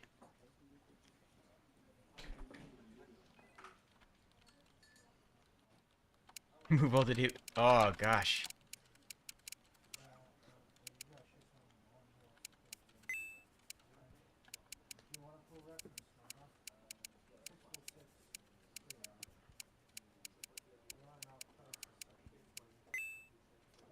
Does not see.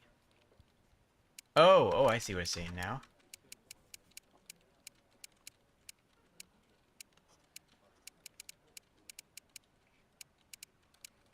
Perfect.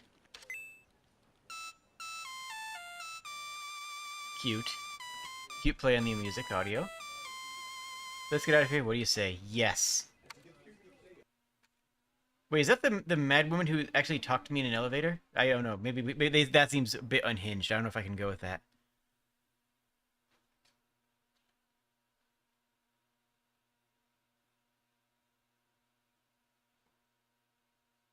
Hello. I'm gonna drive.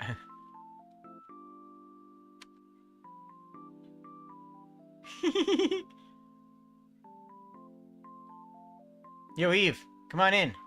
Let's go. That's cute. That is real cute. I like this a lot, actually. Real simple game. Real simple, straightforward game. Palson. They've submitted to Godot before, haven't they? I'm pretty sure they have.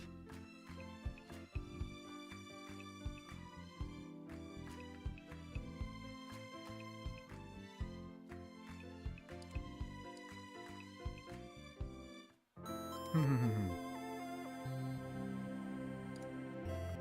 just gonna take another look at this. Now, why did it switch from space? This game only has one button. That's actually something that's confusing me. This is a one-button game, and I'm confused about why they switched from space to control. Right? Because they could have just bound kick to space. It's not like it's not like the spacebar was doing anything else in that scene, in that section of the game. There's really no reason for them to do anything differently there. Oh, they did that rhythm game? That one was a hype game. I remember that one being really good.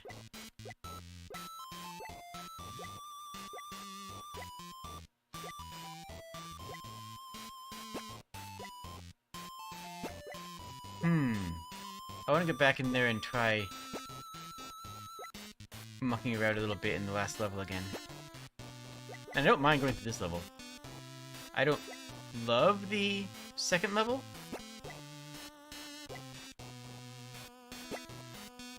But it's fine. Also, this person heard me mention, this person clearly heard me mention, Eve in the, Evo. Yeah, spacebar does nothing here. There's no reason they couldn't have kept the binding. Like, none. Like, actually no reason. It's kind of odd. And yeah, we have 4 health. It's a good number of health to have.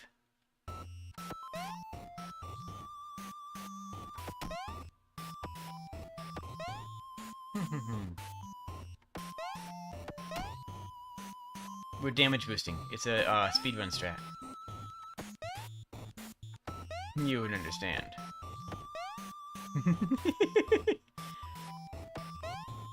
I'm glad speedrunners are not pretentious. It would be so easy for them to be. But by and large, speedrunners are all cool and chill people. It would be so easy for speedrunners to be pretentious. You know what I'm saying? Like, they are good. They are better than us. You know, right? Like, they are just better at games than us. But they're chill and happy. They're just happy when somebody else shares their passion and goes, yo, I like that game, and they just go, me too, that's why I play it for 14 hours a day.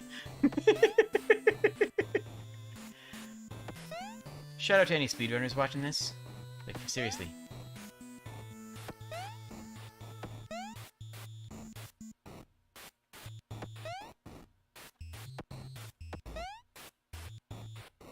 Wow. Speaking of difficulty adjusting itself, what's my stance on it? I'm a massive fan of it. I think that changing the difficulty invisibly is a... Depends on the game, admittedly. But changing the difficulty invisibly is a fantastic idea. And yeah, I think that actually is a rotoscope. Yeah, I think that is a mocap rotoscope. That's fine. Just interesting to note.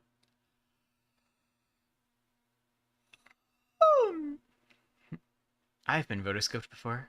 Alright,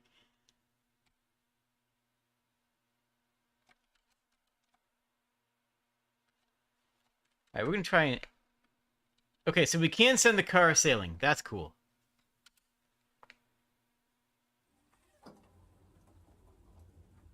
Sapphire, don't owe me. You know that I was a stage combat actor for most of my life. Oh?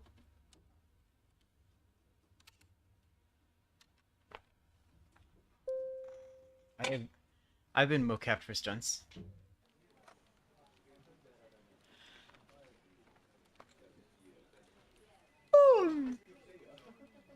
On that note, if anybody needs an actor, my YouTube's About page has a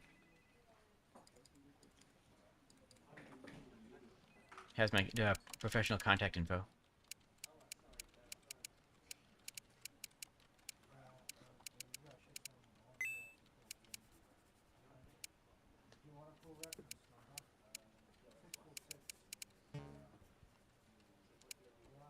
We're submitting that.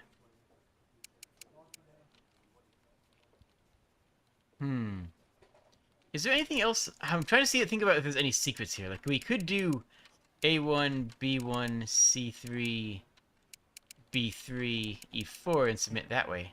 But it does nothing. Okay.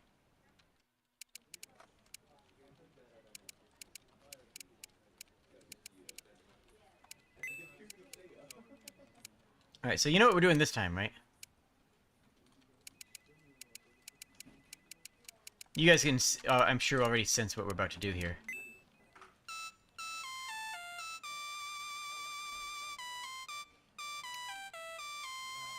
No, I'm at work.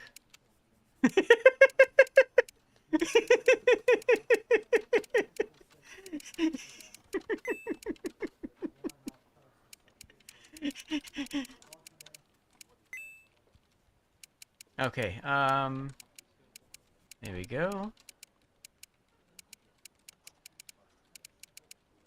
Is that right? No. That's B2.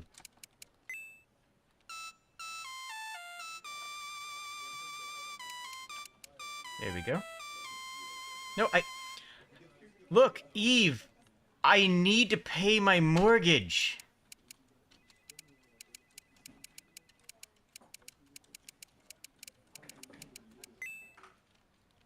I'm kind of curious how far this is going to go. I mean, I don't want to play this game like for an hour, like just keep on going. But I do kind of want to like fiddle with it a bit, you know, see what boundaries it allows me to perform and ignore.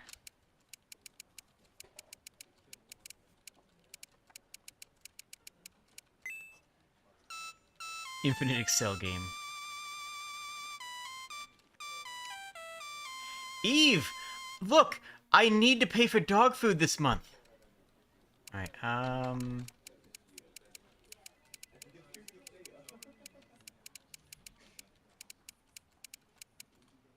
there we go. I'm getting faster with this. I'm getting good at this. I'm actually getting very good at this Excel spreadsheet. I'm very good at my job. And if I work hard enough, I'll get a raise. That's how it works.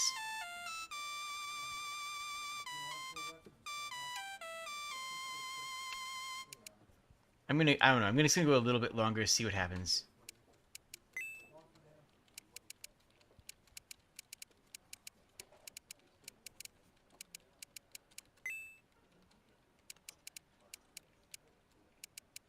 Honestly, this itself is like simultaneously mind-numbing and relaxing. Like it's equal parts the worst thing in the world and the best thing I've ever played, right?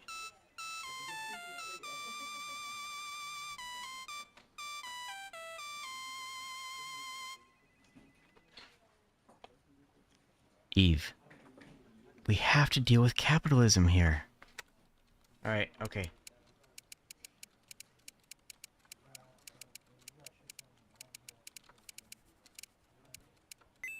Bam, got it. Yeah, capitalism. Oh no. My enemy.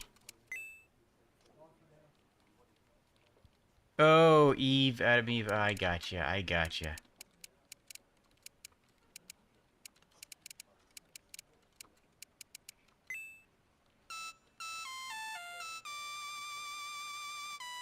Okay, this is, we'll get out of here. This doesn't look like it's going anywhere interesting. Let's go the other way this time.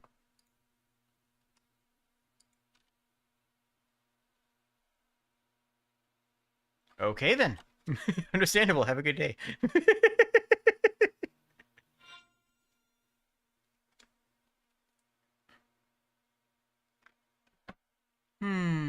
What are you over here doing? We're not gonna jump in the lake this time. No? Okay, we have no choice. Okay, I guess we're hopping in. Become fish. That was a delightful game. Everything worked great. The art is beautiful. Um, I'll go all the way on technical because they effectively made four different systems. So I'll go all the way on technical. Design is very good. Gameplay is very simplistic. It's the theme very nicely, both on the theme of evolution as well as, like, yeah, the idea that sometimes simplicity and an easier way of life is more enjoyable than the what we evolve into. Actually, I like that as a twist on the theme. I like it. I like it a lot. That was a fantastic game.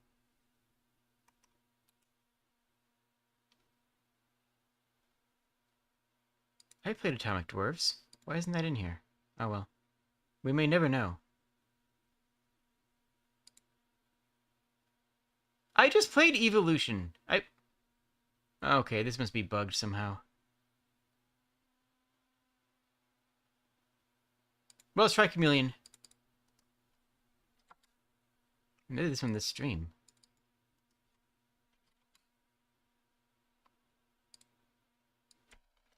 Jam. Chemelon. Oh, I played the Ultra version. This is the class. Oh, okay. I will do that one today as well. After we Chameleon up. But first we're going to Chameleon up.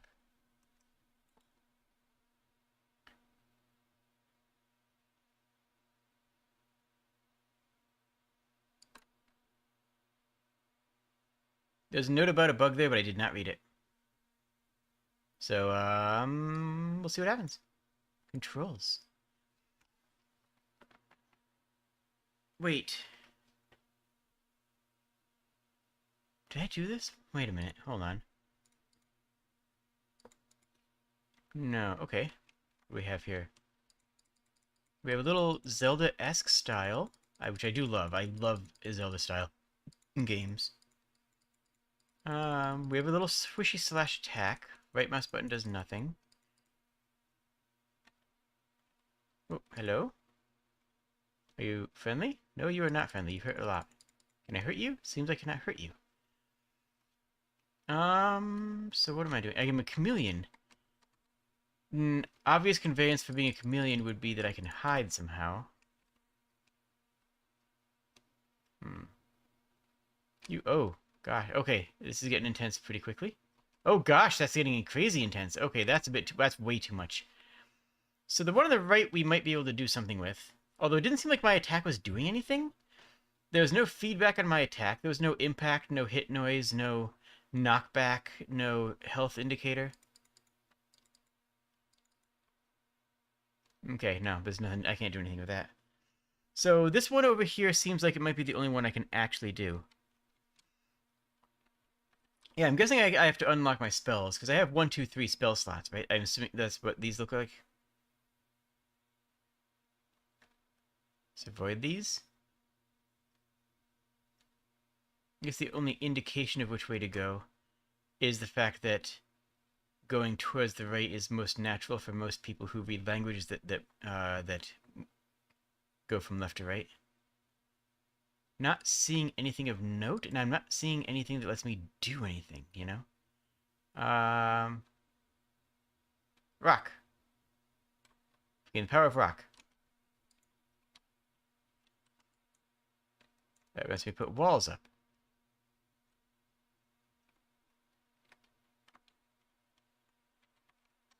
Okay. So I do have the slashy attack, which seems to be useless, but now I have a rock wall, which seems like it might be useful in here.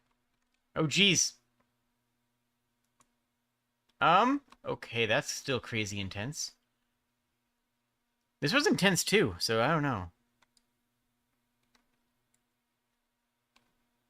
132. I didn't notice that. You're right. Why are there so much fire in the water temple? What am I doing wrong? What else do I need to do to gain enough power to overcome this challenge? I didn't go south. No, nothing south. Is there more in the rock temple? Hmm.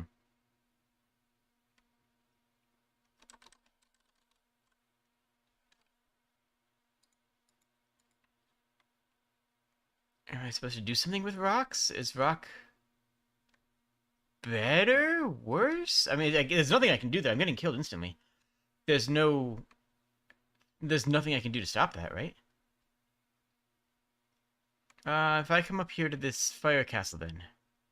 We have rock. How can I ground out fire? Okay. Can use that to put some distance there. I still have a billion fireballs coming at me that do way too much damage, frankly. But at least I'm surviving a little bit longer than water. I can't use the the earth wall as a wall per se, and because I need to be moving in this direction. Look at that amount of firepower. Jeez. That tells me I'm not supposed to be there, right? That's an amount of firepower that implies that I'm not supposed to be there. Maybe I need to wait for them to burn out. Maybe that's the thing. Hold on. I got an idea.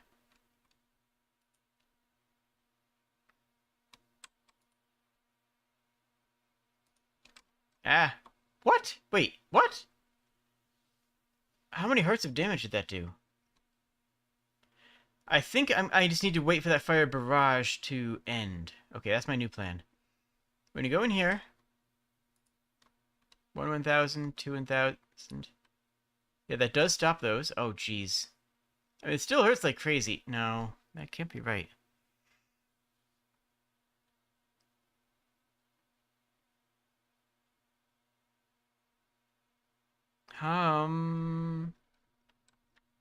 So what does the game designer intend for me to do here?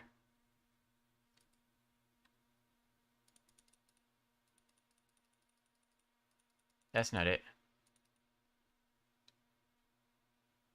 Well, we can keep a one wall up all the time, right? Yeah, we can keep one wall up all the time. If we wait for the fireballs to burn out, we might be able to get through here.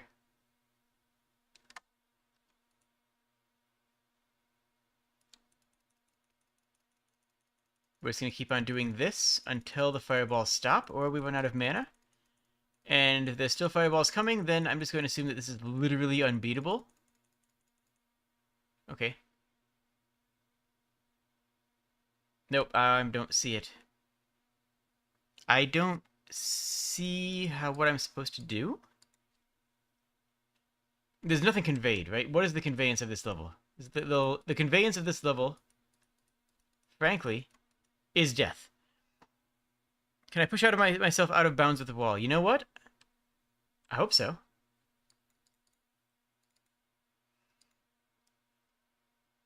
So here's the thing. As a Zelda-esque game, this isn't being conveyed as an extraordinarily difficult game, right? This is... Oh, I need to switch over. Whoops. This should be an adventure game where you power up yourself up and have to overcome difficult but reasonable challenges. The Earth Temple actually seemed like a difficult but reasonable challenge, right? That we got through there, buddy. Dang it! Nope, stop! Oh, I don't even care if I care to do this anymore. We'll give this one more shot. Actually, let me look around the Earth Temple. Maybe we missed something in the Earth Temple. Maybe we were supposed to find something else in the Earth Temple as well.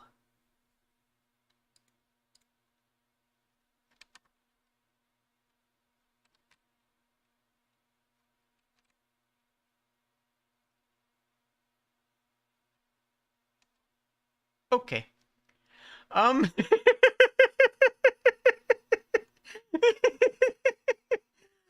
we can't go in the Water Temple. Water Temple is an absolute nightmare. That's...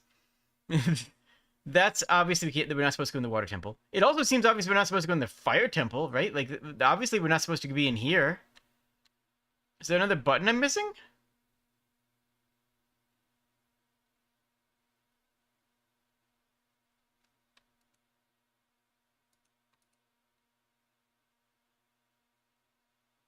No. And I'm just dying in 3 hits. I haven't seen any armor upgrades. I haven't seen any attacks. This isn't an attack, right? As far as we can tell, this doesn't do any damage. All we have is an Earth Wall, which is a defensive ability, which reinforces the idea that we might not have any attacks. I mean, I could try to dodge this, but that's impossible. No, that's too much.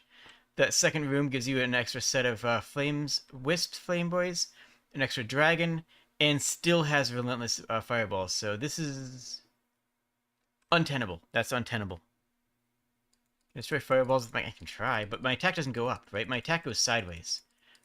If my attack represents a hitbox in any way, shape, or form, then it will not. Nope, it does not. Okay. I don't see the game here. I don't see the game here.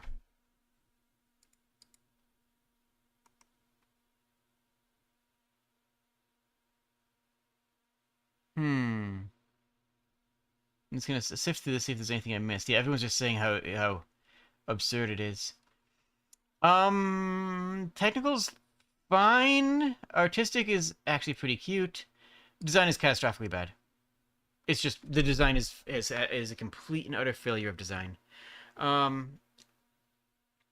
no indication as to where I'm supposed to go next because both paths seem prohibitively difficult. And like, don't come at me saying, "Oh, you should just get better at hard games." I have the record to prove, on the channel for beating both Bloodborne and Elden Ring, including Millennia.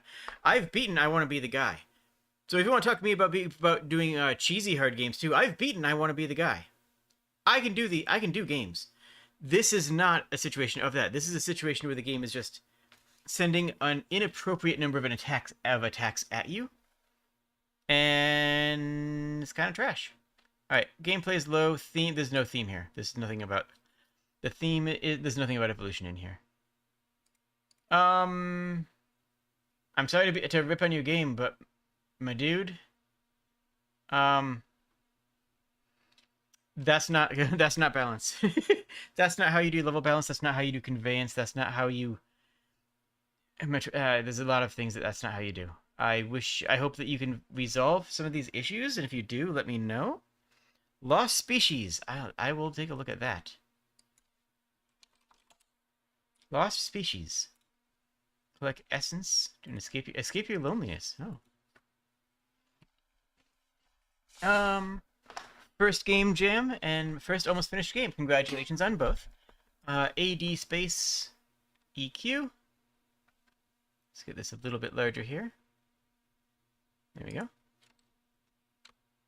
Right out of the bat, it's very difficult to see where our character model is, just because gray on black does not read very well. But I'm guessing that's going to be intentional. It's going to build up to something, right? If you're going to have gray on black for your character model, it's because you're waiting to walk into a light source to shine things down, right? That's the only reason I can think of that you would have that. Let's nib these little things. Kiwi still do nothing. So we have 3. Can we push? Can I push? I cannot push, or at least I can't push yet. We appear to be some sort of slug, possibly a flatworm. And we have a single jump. I like the snappiness of the jump, and the cute animation on the slug is very effective. It takes a lot to say of a cute slug, right? It's not an exciting that you usually make a statement about. I can now push boulder.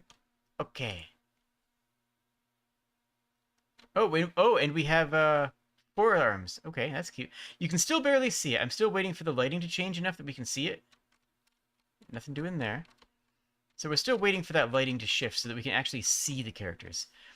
There's a concept in game design called windowing, which is where you use a light source effectively. You use a light source in a way that to guide the players.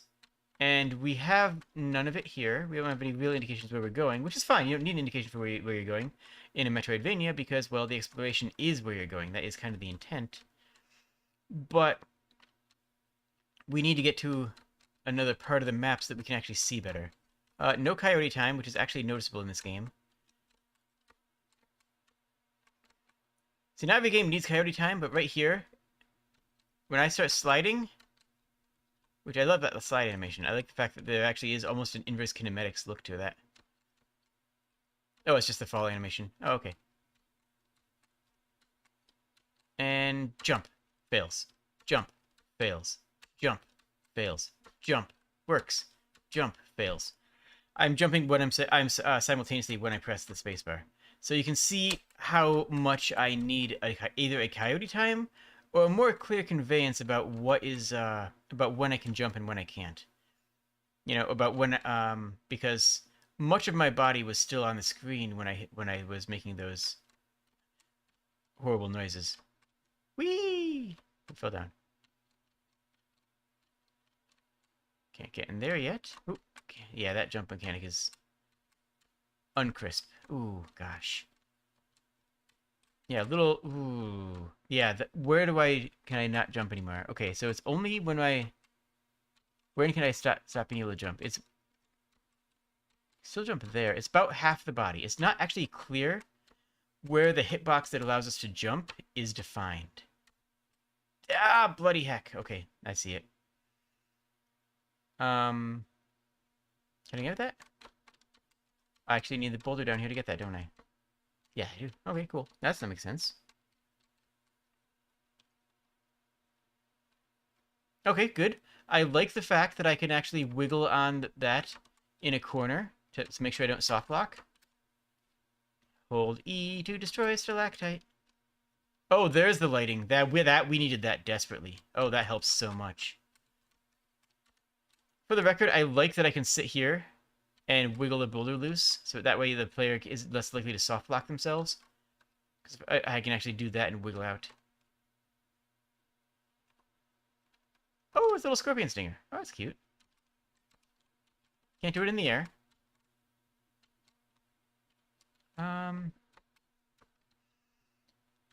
Yeah, having the lighting effect on the character makes a massive difference to well the enjoyment of the game, frankly. And I can only assume that's going to get brighter as we progress. There we go. Ah, it's still hard to jump. It's not even. It's not coyote time, honestly. I mean, it is. It's always coyote time, but it's poor conveyance about when you're able to jump. From what I can tell, I have to jump before. No, before that one line of pixels, before that body line of pixels is able to touch anything. It comes off. I think that's my line, but now the game's asking me to do more precise jumps, and I don't like that. Okay. There we go. There we go. Good, we made it. Still can't get up there. We'll need another way to get up there later. Arakato. Yeah, people always make fun of the old Mario look, where the Mario is standing with his one pixel of his leg touching touching something in every other part of his body.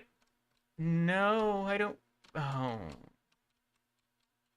And every other part of his body is off of the screen and like is over a ledge or something. But that's fantastic because when you can jump with Mario, right? You know when you can jump with Mario. I wouldn't say you should increase your jump height. I think your jump height is fine. Okay. I think your jump height is fine for the kind of game you're making. I think that it's more about when you can jump. Like, right there. Oh, I actually could jump that one. I keep on failing to jump when I intend to jump. Which means the problem is either it was simultaneously in my execution and in the game's willingness to recognize that execution. You can control one of... Ooh. Okay, that's... Almost. Yo, we did it. You can't control the player's execution. Actually, you can, but I'm not going to get into that. You can't necessarily control the player's execution. But you can control how easy it is for the player to know when to use that execution. See what I'm saying? Right there. Space. What I would do with you if I was on your team is I would add just an orb, just a simple circle or UI overlay right here that lights up when the player hits space. Okay?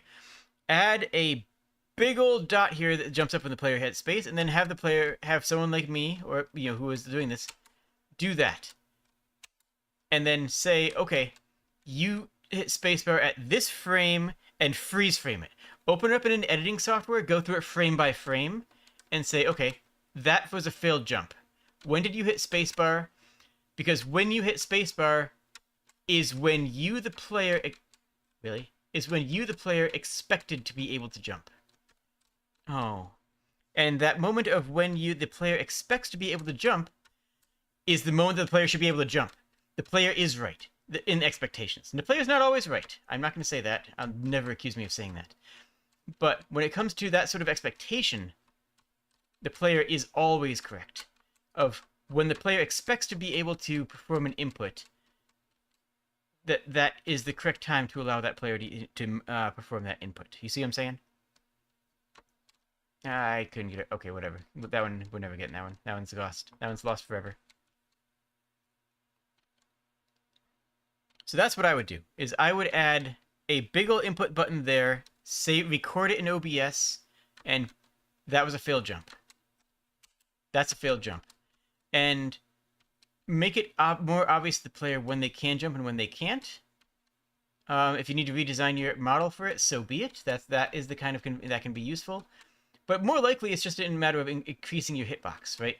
More likely, it's just going to be a matter of increasing your hitbox so that the player has more leeway, and then adding a little bit of coyote time on top of that leeway, so the player is never disappointed by hitting the spacebar while they are technically in free fall, because that's why I can't jump. Because right there, when I'm hitting spacebar, my model is in free fall, even though it doesn't feel like it should be yet. Buddy. No, no, wait. There we go. I just kind of have to go by the front paw. That is going to make me jump too early too often, which is... Come on.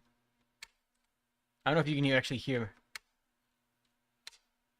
Okay, I'm hitting the spacebar a bit harder so you can actually hear it. But, like, I can tell what I'm supposed to do.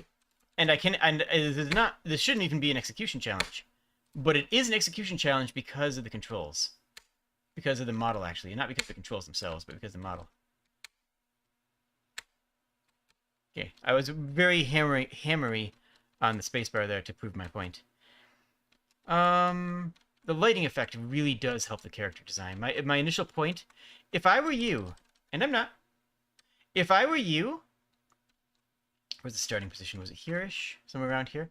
Have the player start here, and then put an orb immediately in plain sight, so that's immediately something that you can see. Right? So that the player immediately sees an orb, and they wiggle towards it. And then give them some sort of backlight, even if it's no other effect yet. Give them a glowing tail, and give them a bit of a backlight immediately. Give them that highlight, that specular light. Because getting the model more obvious immediately helped the presentation of your game. So you can okay, I can't make that, can I? Nope, I can never make that. But wait, is there anywhere else I can go? Wait, is the game expecting me to make that? No.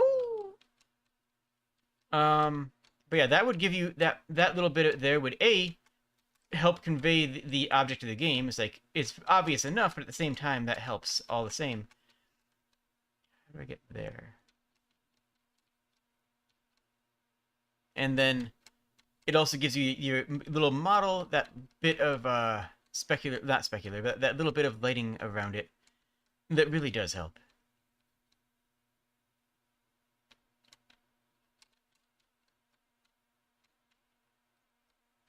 Hold left. Can I get in there? No, I cannot. Impossible. Too far of a jump. I only have one square. I can only have a very little bit I can jump across. Is there anywhere else I can go?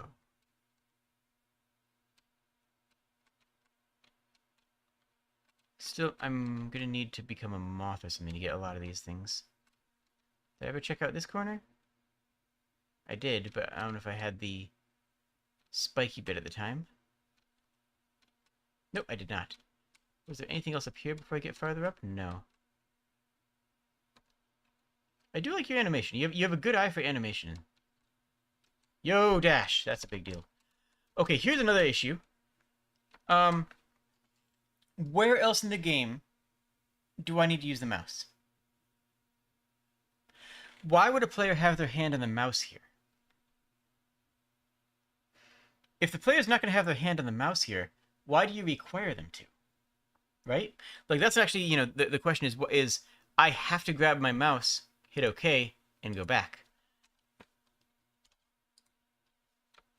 So I think that panel should be dismissible with a spacebar. Wait, that's actually a big old teleporty dash. Oh, that's just a teleport. Okay. Oh, that's interesting. That'll make the regular jumping bit easier, too. Okay, I can jump across 2 from that. That's nice. Yeah, it's one of those little things that, like, I know that it's a game jam, and it's hard to polish in here, right?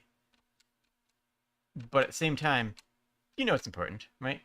I'm not giving you any big obvious notes in here that you can't figure out on your own. You know polish is important.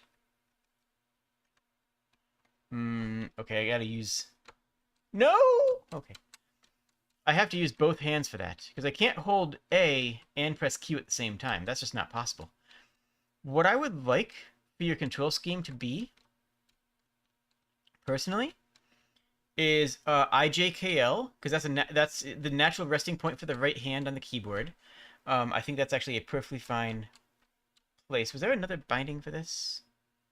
No. I think that's a perfectly fine place. If you don't need... There we go. If you don't need to use the mouse, having the right hand rest on IJKL is a very natural state. Because if I'm going left and dashing, I need to literally reach over with my other hand. My right hand is hovering on top of my left hand, so I can hold A and hit dash.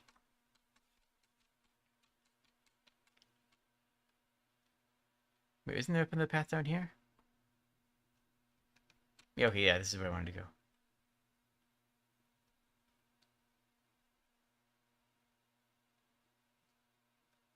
Oh, it's on mouse buttons? Huh? No, there's no inputs on mouse buttons. No, it made me use the mouse just for... I mean, that'd be fine. That'd be another way of going about resolving that, is putting the dash and attack on the mouse. That way the player has a reason to be using the mouse. Maybe you could also put a dot on the mouse, right? You could also do that and then put another specular light on the mouse as a... There we go. As a tiny light source. So wherever your cursor is another light, so that can be your eyes.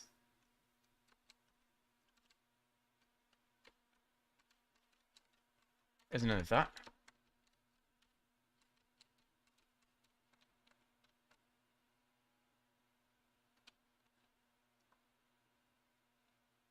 Your new inputs are actually in the mouse button? Alright, what did I miss? I missed something. Oh, and minor things that is not going to be, like, you know, considered at all for a jam.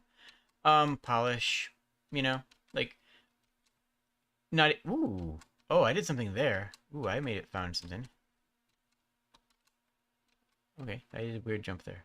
I don't know if I can replicate it, though.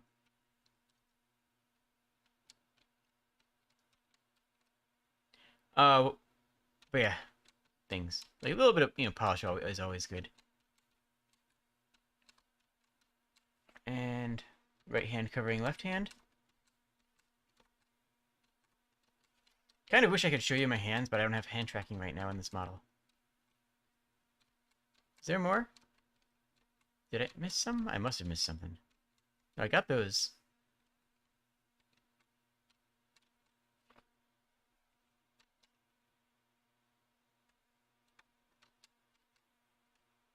Oh wait, there isn't a cooldown. Oh, okay.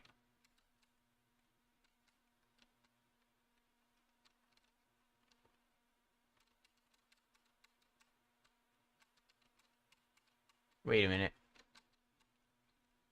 Can I abuse this? Can I abuse this? Can I abuse this? Whoa, I got launched there. What? What am I doing to get launched? Oh, I'm hitting this at an angle.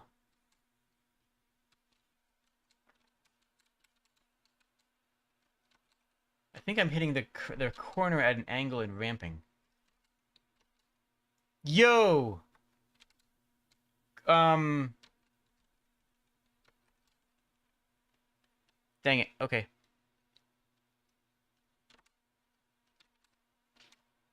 We almost made it up. We made a good chunk of the way up there. Yo! Okay. Dang it.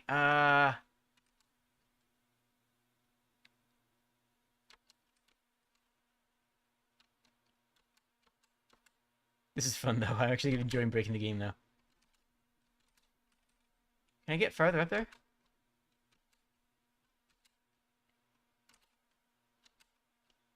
Hmm. I don't know that I can, sadly. Wait. No, I can't. Okay. Honestly, that's fun. I actually kind of like that. That's kind of cool. Alright, do I have anything else over here? Do I have anything else? Any other destiny to complete? I don't think so. I think I've gotten them all.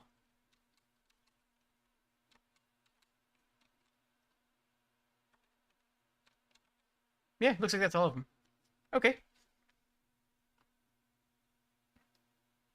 Jumping is hard. That's a fair comment. There's only well, I don't know where it is. There's no indications to give me a hint on it. Last objectives are always difficult. So actually that's the thing I want to talk about. Last objectives are always an issue in many games. Like, how does the player find the last objective, and how do you keep the last objective interesting when the player's already finished the rest of the content and they don't know where the last piece is?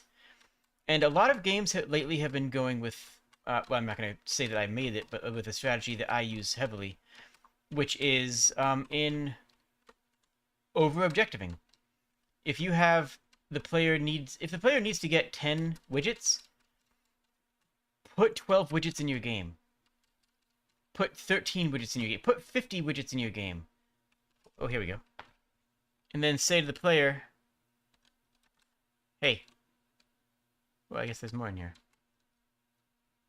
And then say to the player, hey. Yo, flight. Cool. Aw. Oh gosh, I do really like your art style.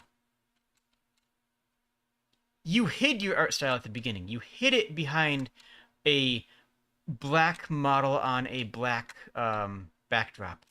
But now that it actually like has lighting and has dynamics, I really enjoy it. Oh yeah, so yeah, over objective. If your character needs to get 10 objectives, spawn 12 of them. If the player needs to kill 10 enemies, instead of having them hunt through the entire building to find the last enemy, spawn 30 enemies and push phase when they kill 10, right? Have them kill 10 and have all the ones that are not currently in line of sight of the camera die or just despawn even, and the music shift over, right? That's what Breath of the Wild. How many Korok seeds do you think there are? You only need like, I want to say 80, but the game gives you 900 because it expects you to find as many as you need naturally during a playthrough, right? The game expects you to find as many as you need as you play. It doesn't expect or even want you to complete it. It doesn't want you to find all 900. I know people have, and I don't care. But the fact of the matter is that the casual player will find the amount of seeds they need at about the right pacing they want at a normal playthrough. So, yeah, hunting down the last one can be difficult and annoying. All right. Technical's rough, but the art's beautiful. The design, don't you get poop for collecting? No, they are poop. They already are poop. That's what they are. The Korok seeds are gold polished turds. Like that's the entire joke, is that the Koroks are giving you tiny golden poops. Yeah, that's what this Korok seeds are. It's Korok poop. So yeah, you're getting poop from the first one you find. Yes, that is okay. That is also true. You get one that's more obviously poop, in case you missed it on when you got the other 900. um, okay, I'll go solid for design. There were some holdbacks, but also a lot of potential here. Gameplay is where it's actually, I'm gonna go higher on technical, but lower on gameplay. The gameplay is rough, mostly coming down to the collider hitbox not being clear about when you could jump, about when you had a stored jump, and the dash being at a unbindable and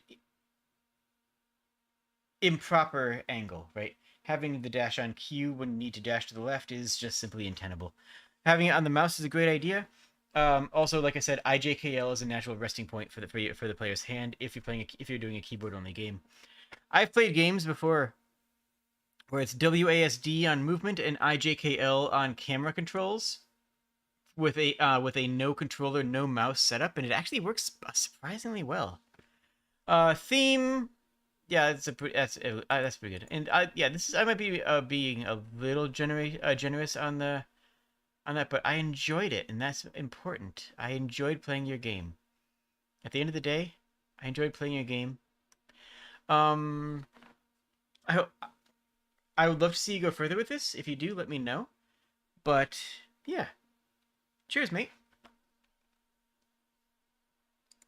What am I at? 2.5? We'll do 1 or 2 more.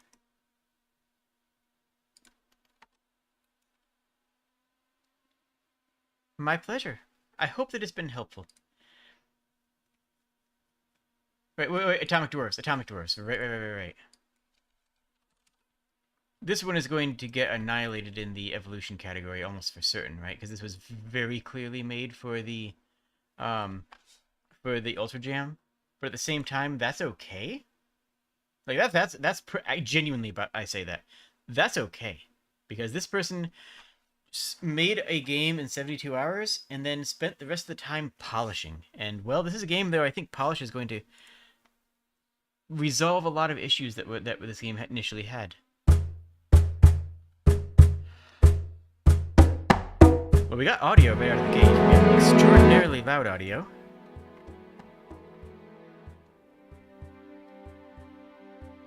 Alright, we got audio.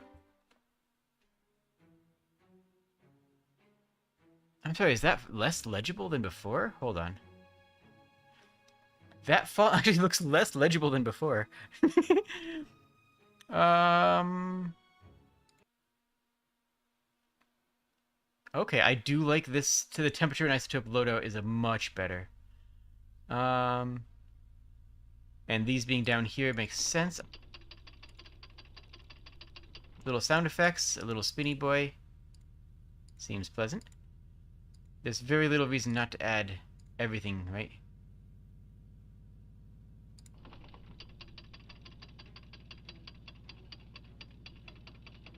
Okay, so that audio does not cut out when the scene changes. That's an interesting thing.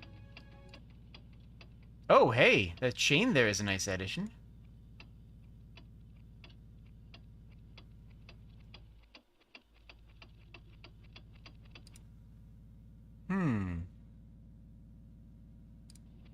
Alright, so what are we doing?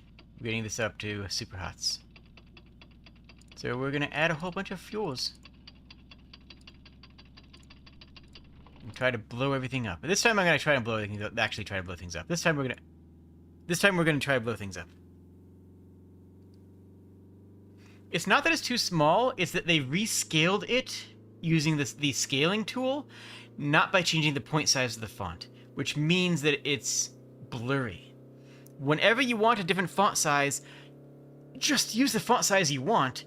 Don't do a different font size and then rescale it. That is almost always the wrong choice to make. Oh, it's too small as well, but I'm just saying that, that's... Okay, we actually have a star overlay when we're about to explode. Alright, we can lower the temperature. We're not going to, because I want to see this. I want them to give me a nuke explosion. I like the auditory note. Yeah, upscaling or downscaling for that matter. Font is always, always, always the wrong play. Always, always, always the wrong thing to do. Hold on, hold on, hold on. Hold on. I gotta do this one. The last thing you saw was a white flash, as intense as 1,000 falling starts. There was just too much power. The whole mountain exploded. Your lesson is left to be learned by others. Was the lesson how cool it was? Because that was pretty cool. Okay. Oh, there's the hard end. Okay.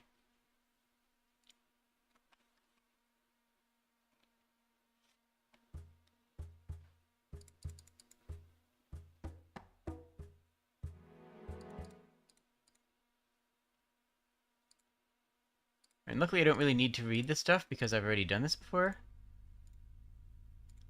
Like, I already know how to play the game because of the Ultra Jam version.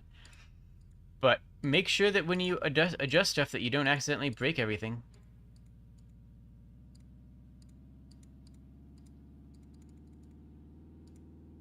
Yo, we got them all in first. Let's start lowering these a bit.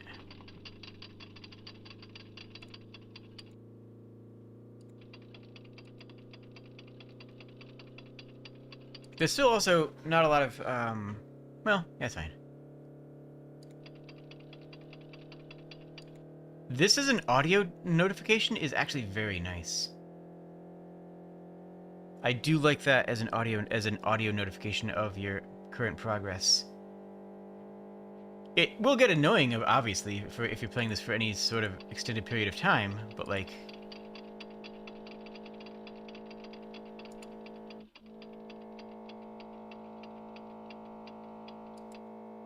I do also see that these coolant rods are getting very hot, actually.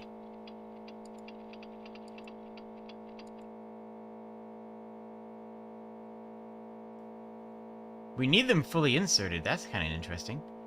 But we also don't want them to break, because breaking the coolant rods inside of here is bad. Unless that's just visual. If that's just a visual marker, it's okay. But it also seems like it shouldn't be... Okay, I'm going to try this. Going down past the rod itself shouldn't make much of a difference. The difference between the rod being here and the rod being here should be 0. That should be identical levels of isotope blocking functionality. It's still the entirety of the rod is still blocking the entirety of the isotope region. Okay, it looks like the temperature in here on the chain is just for aesthetics. But lowering the rods does make a difference.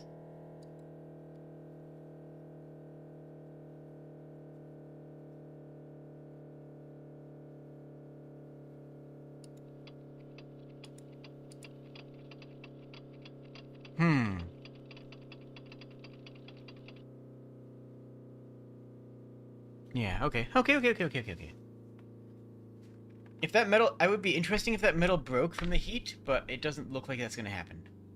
Which is fine, honestly.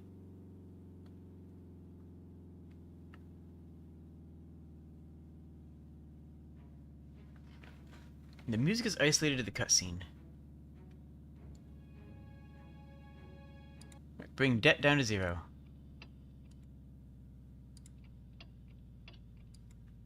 Which means we're making money. We already did a big boom. You missed it.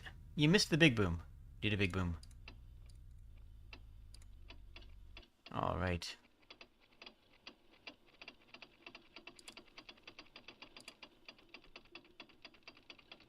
So what are we doing with these? How dirty are they? Fairly.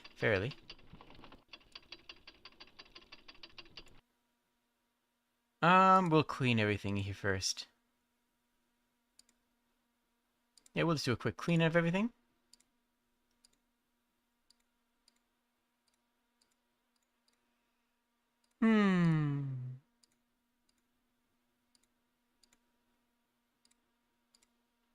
Cleaning doesn't cost money, which is interesting. There's never a reason not to clean.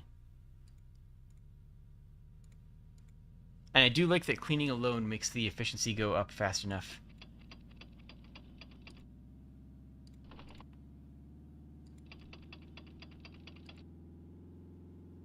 No, it's a mithril furnace, is it? Wizard's Fireball now? Wizards.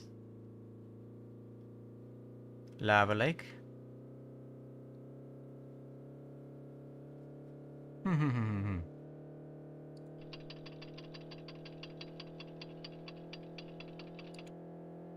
That seems reasonable there. Let's try to maintain this. That star background is actually quite nice. I do enjoy that.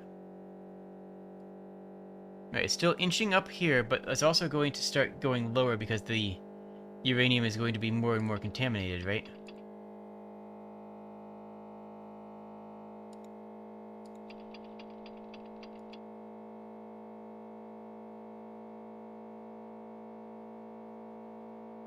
Is it still going up?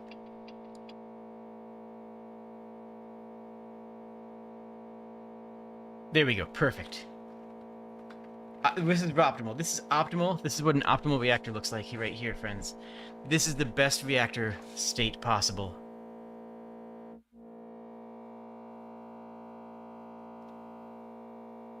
I hope it keeps this state when we... That's... fine. Sure. Alright, let's just let this vibe so we can get the whatever that thing is, or the resource. We can get resource. Yeah, this is the text is actually much worse than the Ultra Jam version, which is fun, which is actually just hilarious.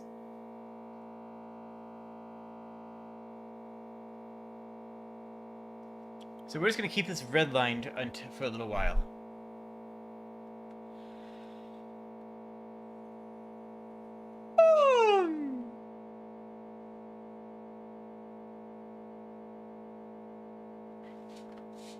Yeah, looks like the ability to buy resources wasn't actually implemented. We just have negative resource and storage right now.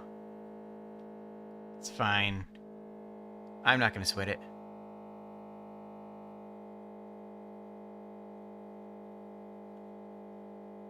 When are we going to get a PowerPoint presentation about Helvetica? Do you want me to do a full actual design discussion about Helvetica Rounded?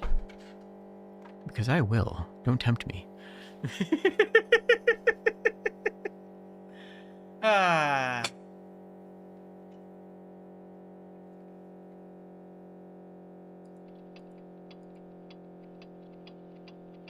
Let's get back into the red lines.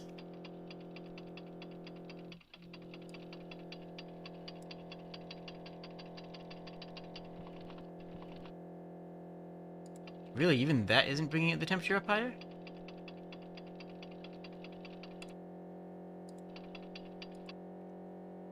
There we go. Now it is. Now it is. Do it for the good. Yeah, do it for the Godot 4. I should. I will. I thought that by now it was going to be. I mean, not that I'm terribly well known, but I thought that by now, at least in the Godot community, that would be well known enough. Clearly not.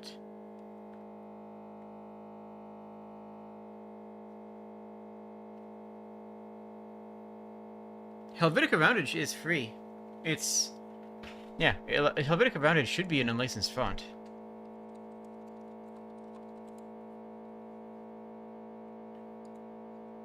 Yeah, it's on free fonts download. Helvetica Rounded, LT Standard Black.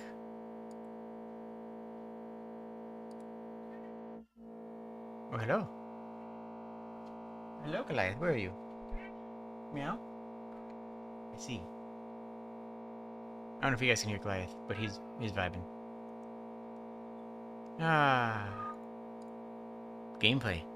This is not a riveting game, but it's not supposed to be, right?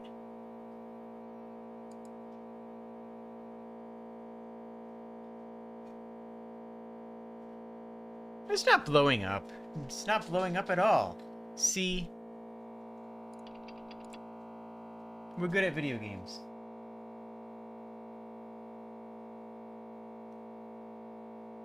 This is just a perfect reactor.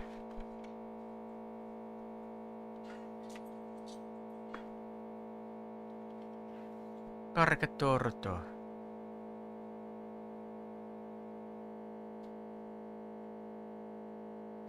The closer you are to redlining it, the more of the Arkanstorm that you generate. So, which is why I wanted to keep it as redlined as possible for as long as possible.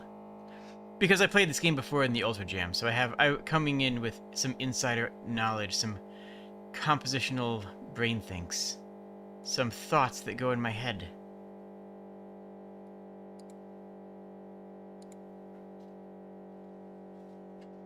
I think this is where we're gonna end the stream after I finish this thing, but I had fun. It's a fun game. It's a fun stream.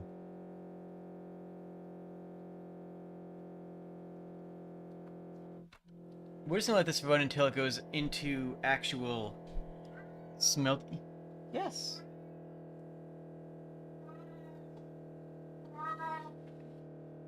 Alright, we're just gonna let this cool down, do the next mission or two. And Goliath is angry.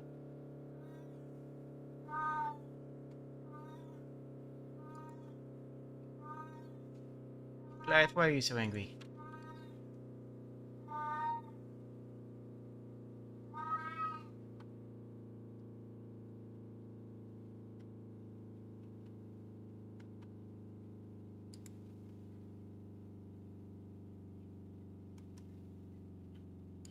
There are variations of Helvetica Rounded that are free to use, but... Okay, can we actually do stuff now? Almost.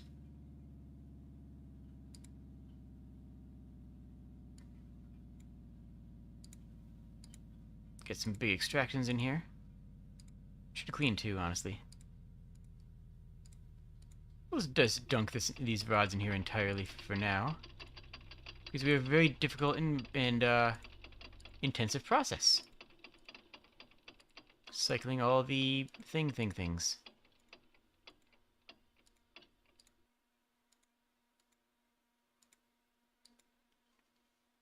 Angry old cat yells at Kobold. It's true.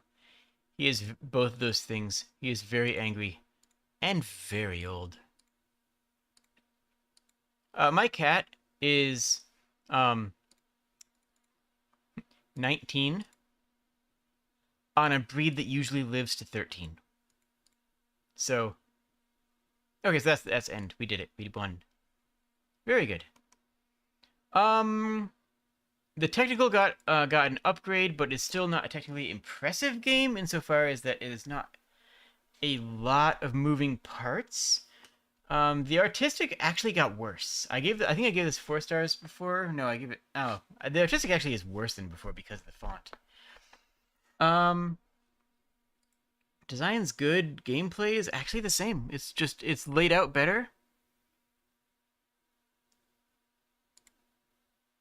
And obviously this is not made for this, this isn't made for evolution. So what do I think about the changes to the game? What do I think about what the game is now versus what it was before? Let me just discuss that for a moment.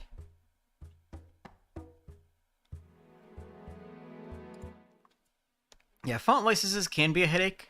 I don't find them that bad. Stream-friendly music I actually find very easy because I've worked with a lot of licensing before. Compared to last time, I like the control panel layout. I think that really works extremely well for what they're going for. I think that the cooling rod buttons being down here feels more natural than having them up at the top area. I actually think that's a very natural place to put them. So these feel better and they're better visually represented. So on both of these, I'm going to say that it do be good. For temperature gauge is the same, isotope is the same, this is the same, except that now you can't read it. So the biggest change here, honestly, is audio. Adding a little bit of audio during the cutscenes, and adding the engine audio that scales with temperature, which actually I like. I gotta say, I think that the upgrades made to this game are good. Yeah, I think the extra time spent was worth it, and I do think the upgrades are good, even though... Yeah, yeah. I like it. My answer for audio. Wait, there we go. I mean, obviously the best answer for audio is to have your own custom music composed, like I have in my background here. But yeah, honestly, the best thing you can do for audio is to go to a game store, like I mean, whatever games platform store, and license something from there. If you want to get audio licensing for YouTube's, a lot of my audio, I have in the opening credits and closing credits, is actually just straight up licensed off the Unity Asset Store. It's Karugamo's packs, and I think that I love them. They're delightful, and yeah, they work really well. And if you go all the way back to the beginning, the first 3 videos on my channel are just 10-minute loops of my music to make sure I don't get copyright struck, to make sure that they don't have a copyright issue on them. Then I just left them up in case someone wanted to, like, just vibe to them, I guess, or whatever. I don't think they got more than, like, a dozen views, but that was a long time ago. Thank you all for coming out. Tomorrow I'm going to be doing more Godot games, and tomorrow I am going to be, also doing more Q&A. I'm gonna do a bit more Q&A with chat tomorrow. And then on Saturday is the 24-hour stream. Please be there for it. Please help me. I will need it. I want to thank you all for coming out. I want to thank all of you for submitting these games. I want to thank all of you for being yourselves, because you're all delightful. So thank you. I hope you have a wonderful evening. Cheers, friends.